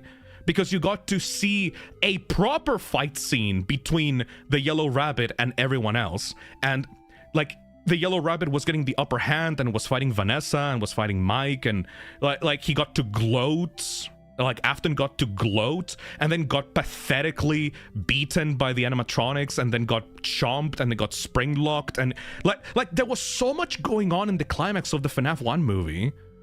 And this one is just... It tried to be much more complicated and then just ended up falling completely flat at the end. Abysmal dog shit ending. And I think that the ending is specifically why people think that this movie is worse than the first one. Like, I think that the reason for why the Rotten Tomatoes score is less than half of the original, and why some FNAF fans are actually turning against this movie, is because of that dog shit ending. Because you could have the best, most interesting elements. You could have fun sequences. You can have fun moments. You can have improvements on the atmosphere and the scares and the models and the storyline and the characters. But if the ending is dog shit, nothing's gonna save you from people's rage, because people only remember the last few bits of a movie really well. The last few bits of the movie can color someone's entire perception of the movie. So if someone comes out of the FNAF 2 movie and goes, I fucking hated that ending, that sucked, I fucking hate this movie, I wouldn't even blame them for it. Because yeah, you're right. You're allowed to feel that way, because the ending did such a fucking shit job of landing everything properly. It's just that, I don't know, I feel like this movie has so much more going for it aside from the ending that I can't shit on it too much, you know? Hey, you got a friend in me, thank you for the $20. They handled Michael and Henry, like Michael just gets knocked out and they just leave him there? Yeah, what the fuck is up with Michael? Thank you for the $20. You got a friend in me. But just to wrap up the stuff with the ending, yeah, that was the worst part of the movie. I don't think you can defend that. Even if you're a paid shill for the FNAF movie, even if you're like one of those YouTubers that got a favor from Scott and got to appear in the FNAF movie, and you got to essentially become a PR person for the FNAF franchise, I genuinely don't think you can defend that ending. How could you without sounding like a fucking seal? Like, Oh my god, I love the classics. That was such an epic Reddit ending. Oh my god, that was so neat. Clap, clap, clap, clap, clap. like how else can you defend that ending? It was just absolutely trash garbage. I still love the movie aside from that though, because I have a critical eye that tries to look at the whole movie holistically instead of just looking at the ending for my final opinion, you know? Anyways, so yeah, You Got a Friend and Me talked about Michael and Henry. Michael, there is so little going on with Michael in this movie that I didn't even think about him that much after I left the theater. I was so focused on Charlotte as a villain that I kind of just forgot Michael existed. Same with Henry. But Henry is not, I don't see Henry as a negative thing, because one, it makes sense that Henry is here, because, you know, Henry is Charlotte's father, and of course you would want to introduce Henry here so to make Charlotte's story stronger. Like, who else would give you the backstory of Charlotte aside from, you know, her fucking father? Of course he's here. It makes sense for him to be here, not as a major player in the story, but as someone that gave you information to know how to defeat the big bad, you know? And also, I like his inclusion here because even though it was brief, you get to have that extra context as to who he is and what he looks like, what his role in the story is, and then in the post-credit scene, you get to see like, oh, he's gonna come back. He's going to become a major player in the future movie, in FNAF 3 probably, you know? It's essentially a promise for the future. I am very excited for what the FNAF 3 movie is going to do with Henry. I think that FNAF 3 was... it's not lacking in Henry, but because I think that FNAF 3 was made originally without Henry's involvement, because I don't think that Scott thought too deeply about Henry or the original restaurant owner back in FNAF 3 development days. But now that Henry does exist in the lore, he can be introduced more properly through Charlotte and get more of a major... get a more of a major part in FNAF 3 where like the entire point is bringing down Springtrap, you know? Inspections Worth says, Henry in this movie is sort of like a FNAF 3 teaser. Henry in this movie is basically serving the purpose of the magical old man that you meet to get the ultimate weapon to defeat the big bad guy at the end. That was his role in this movie, and he did that role well. Then, he also serves as a teaser for the next movie where he will get much more involved in the character's story, because Afton will be there, and he will get motivated to set things right. Maybe some of you are not happy with that, but honestly, this is more Henry that you all ever fucking got in the games. So like, why are you all complaining? Like, we got to see more of Henry's personality and beliefs and just general attitude in this game that we ever got to see before he became Cassette Man in FNAF 6.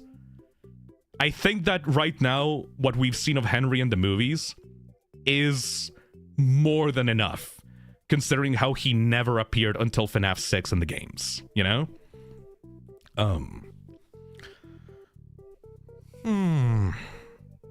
I guess, yeah, I guess a lot of people's reasons for hating this movie basically boils down to Scott is thinking way too far ahead, and instead of making the movie good, he's just planning things out for the future. And I have to agree with that. I like when movies are their own self-contained stories and they're not episodes of a TV show. The way that Scott is writing this movie and movies for the future seems more like seasons of a TV show rather than a movie. In fact, honestly,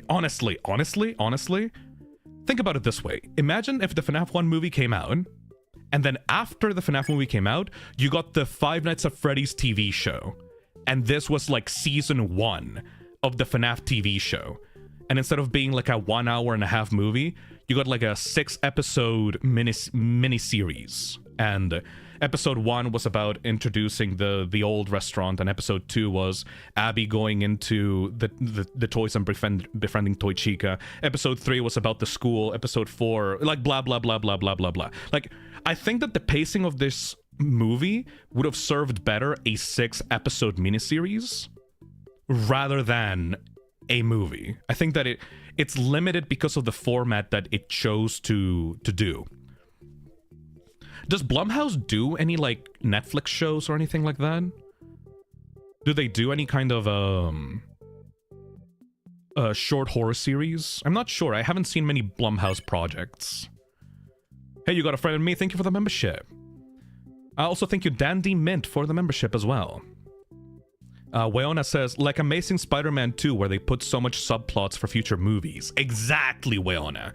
Or also like Into the Spider-Verse, or like Across the Spider-Verse, where they obviously wanted it to be the middle child of a trilogy. So the ending to Across the Spider-Verse is the worst because it's just a cliffhanger, and it never really resolves anything. No, Blumhouse has not done any TV shows. Okay, fair enough. Maybe it's just because this movie reminds me so much of the Chucky TV series. But I would actually really like to see Scott Cawthon try his hands at a FNAF TV show. Hell, maybe you could do some adaptations of the Fazbear Fright stories into like an anthology series, like an anthology TV show for like Netflix or something. I think there's potential in there, honestly. Scott's weird concepts and weird villains and weird just generalized plot structure would work much better in a TV show format rather than a movie. Oh god, a Fazgoo episode. Yeah, imagine that. I want to see the FNAF TV show episode where like someone gets like pregnant with Springtrap. Absolutely. If this movie franchise does well, maybe we can get like a Netflix series or something. I don't know. I think it has potential. You Got a Friend in Me says, I honestly didn't see the post-credit scene. My friend wanted to get home fast. I had to look up if there was a post-credit scene because there was no way it was gonna miss that one, honestly. I'm very glad that I sat my ass down and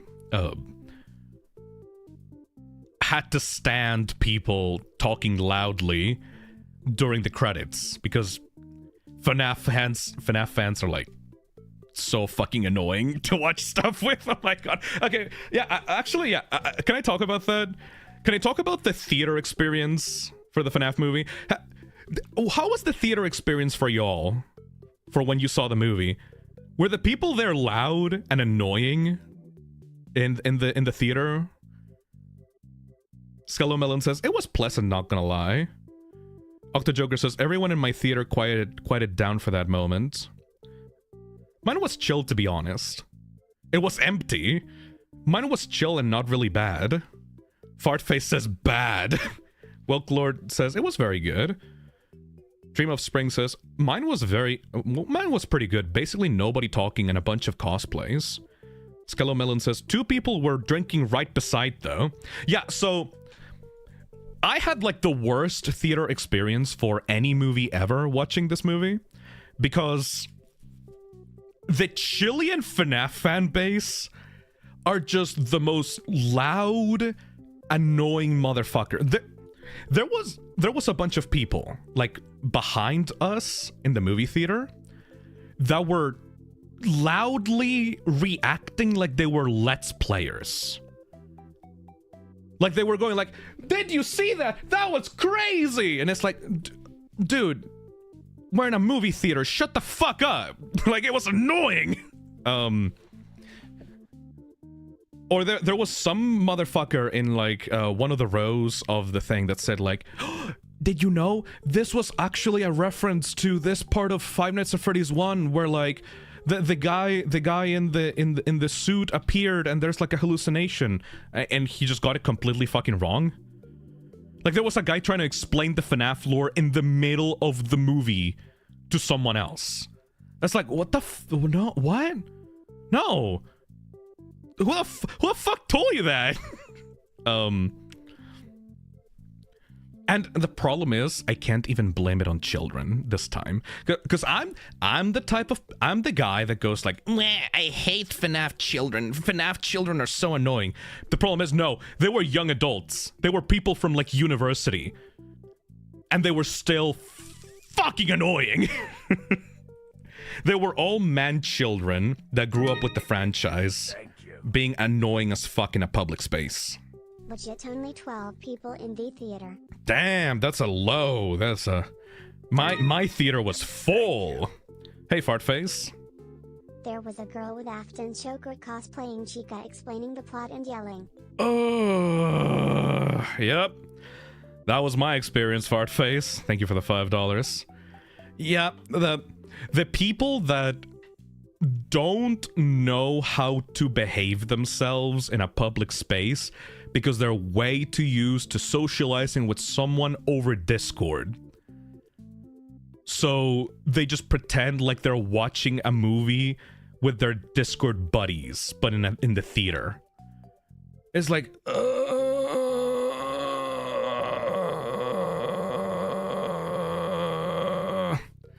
But that's not a point against the movie.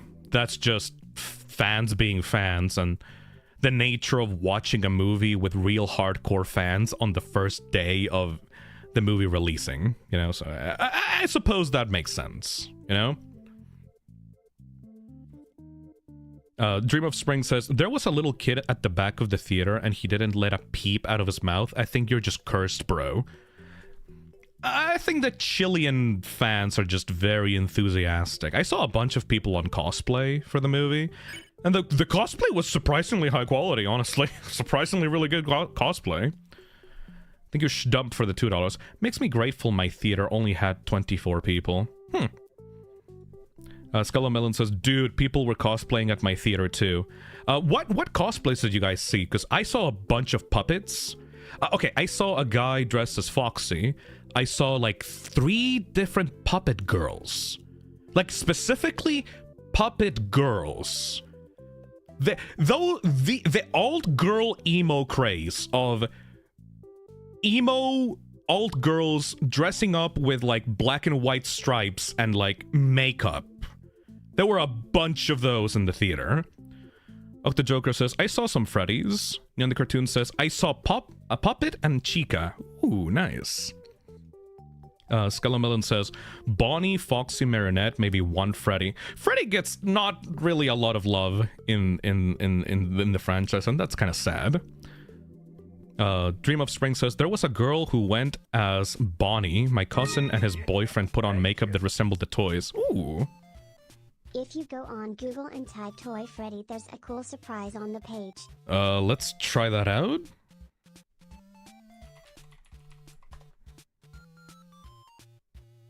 Oh my god! Oh shit, what the fuck? Why? How much did they pay Google for that? Look at this shit.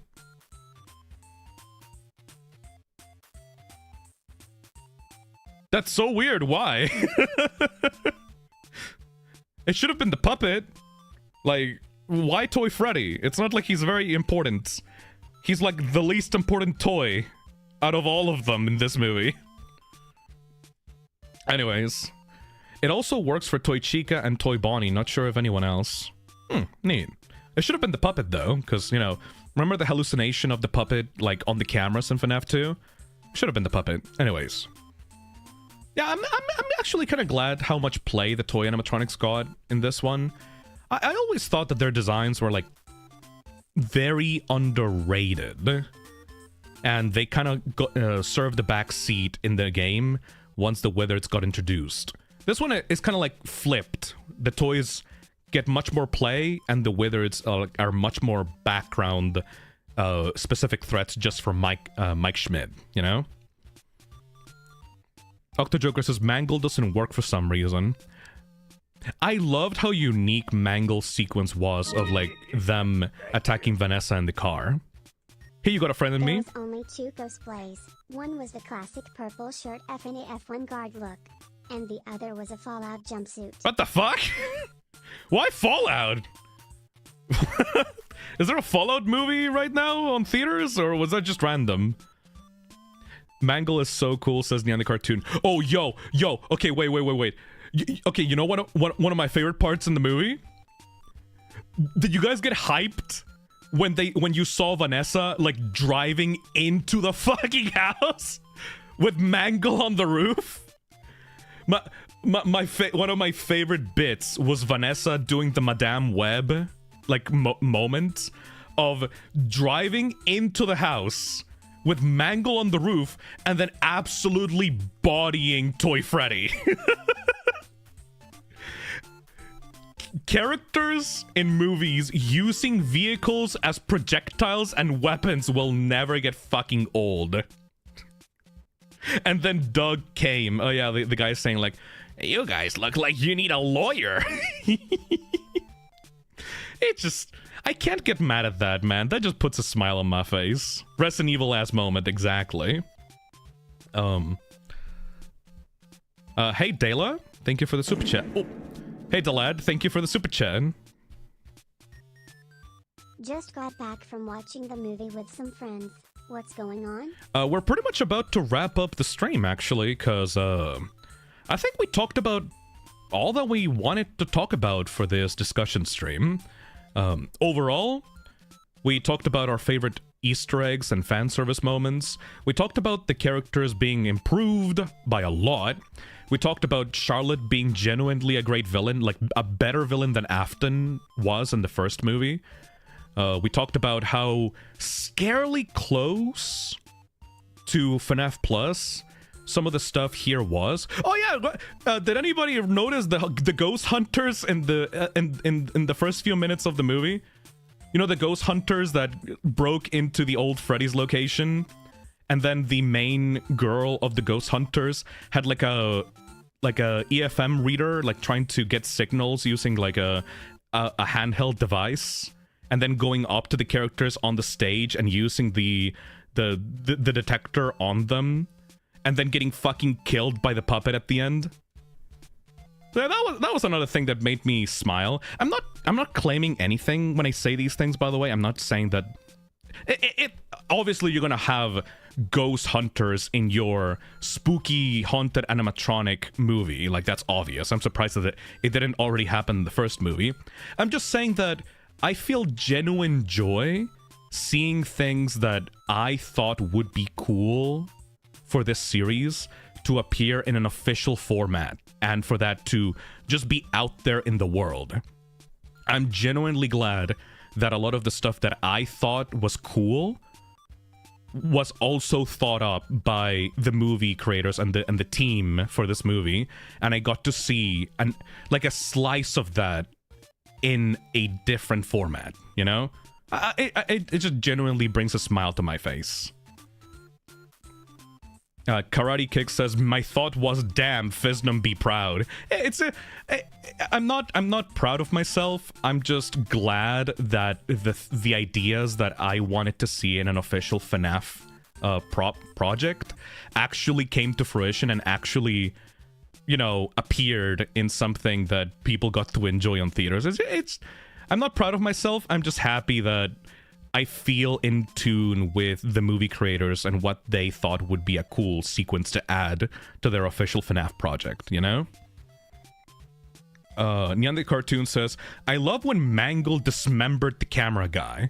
I did as well, except it should be more on screen. Like, I know you want these to be PG-13, but come on, Scott, give me on-screen dismemberment, please. Just one little dismemberment, please. Just, you're so close to making some rad kills for your slasher movie. You're so close. Just, it's right there, man. One moment of the movie that had me rolling has to be the moment when Mike squished the Freddy plush in his hand, and it went her.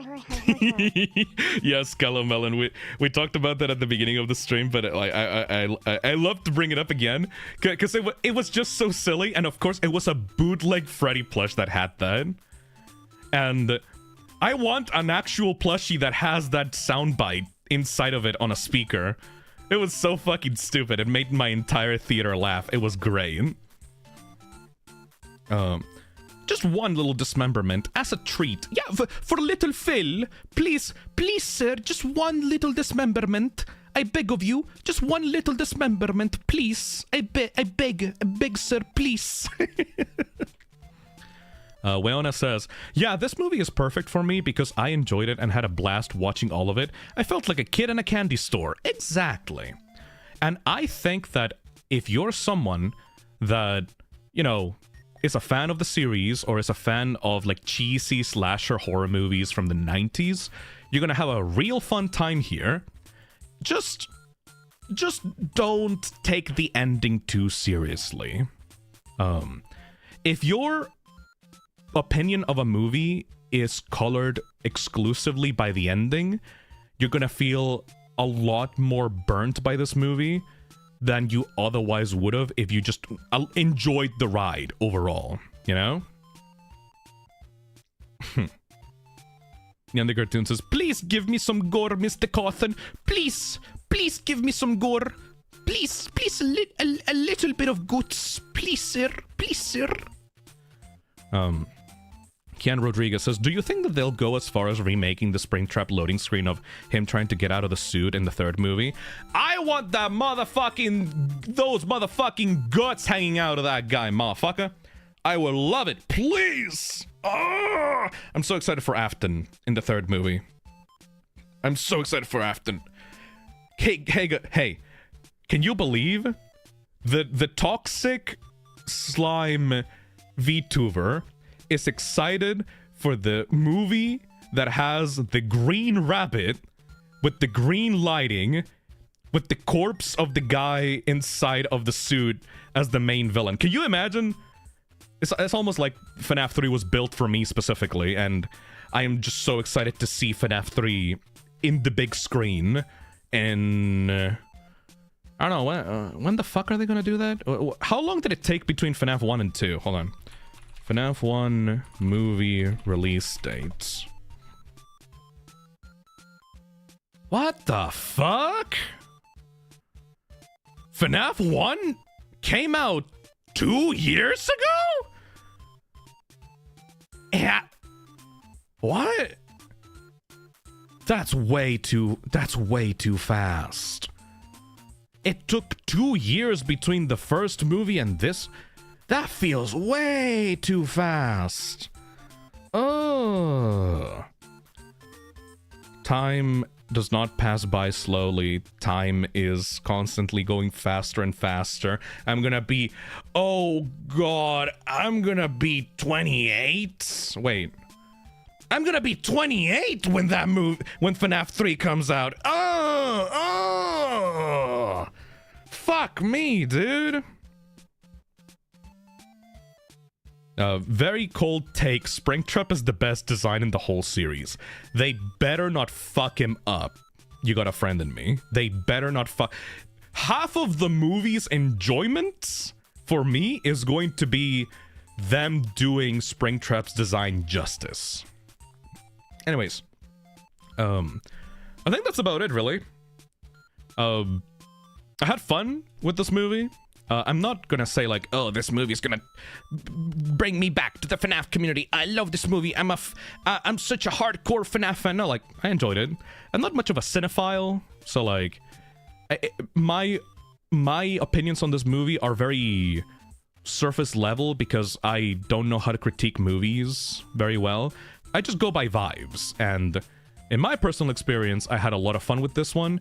It has its flaws, but I believe that those flaws should not make the movie flop. I feel like these should be learning moments for the team to make a better film later, You know, just because there's issues here, it doesn't mean that the movie is horrible overall. And just because these issues exist, it doesn't mean that the team can't improve for the next one. You know? Anyways, that's about it. I think that I got all my thoughts out there.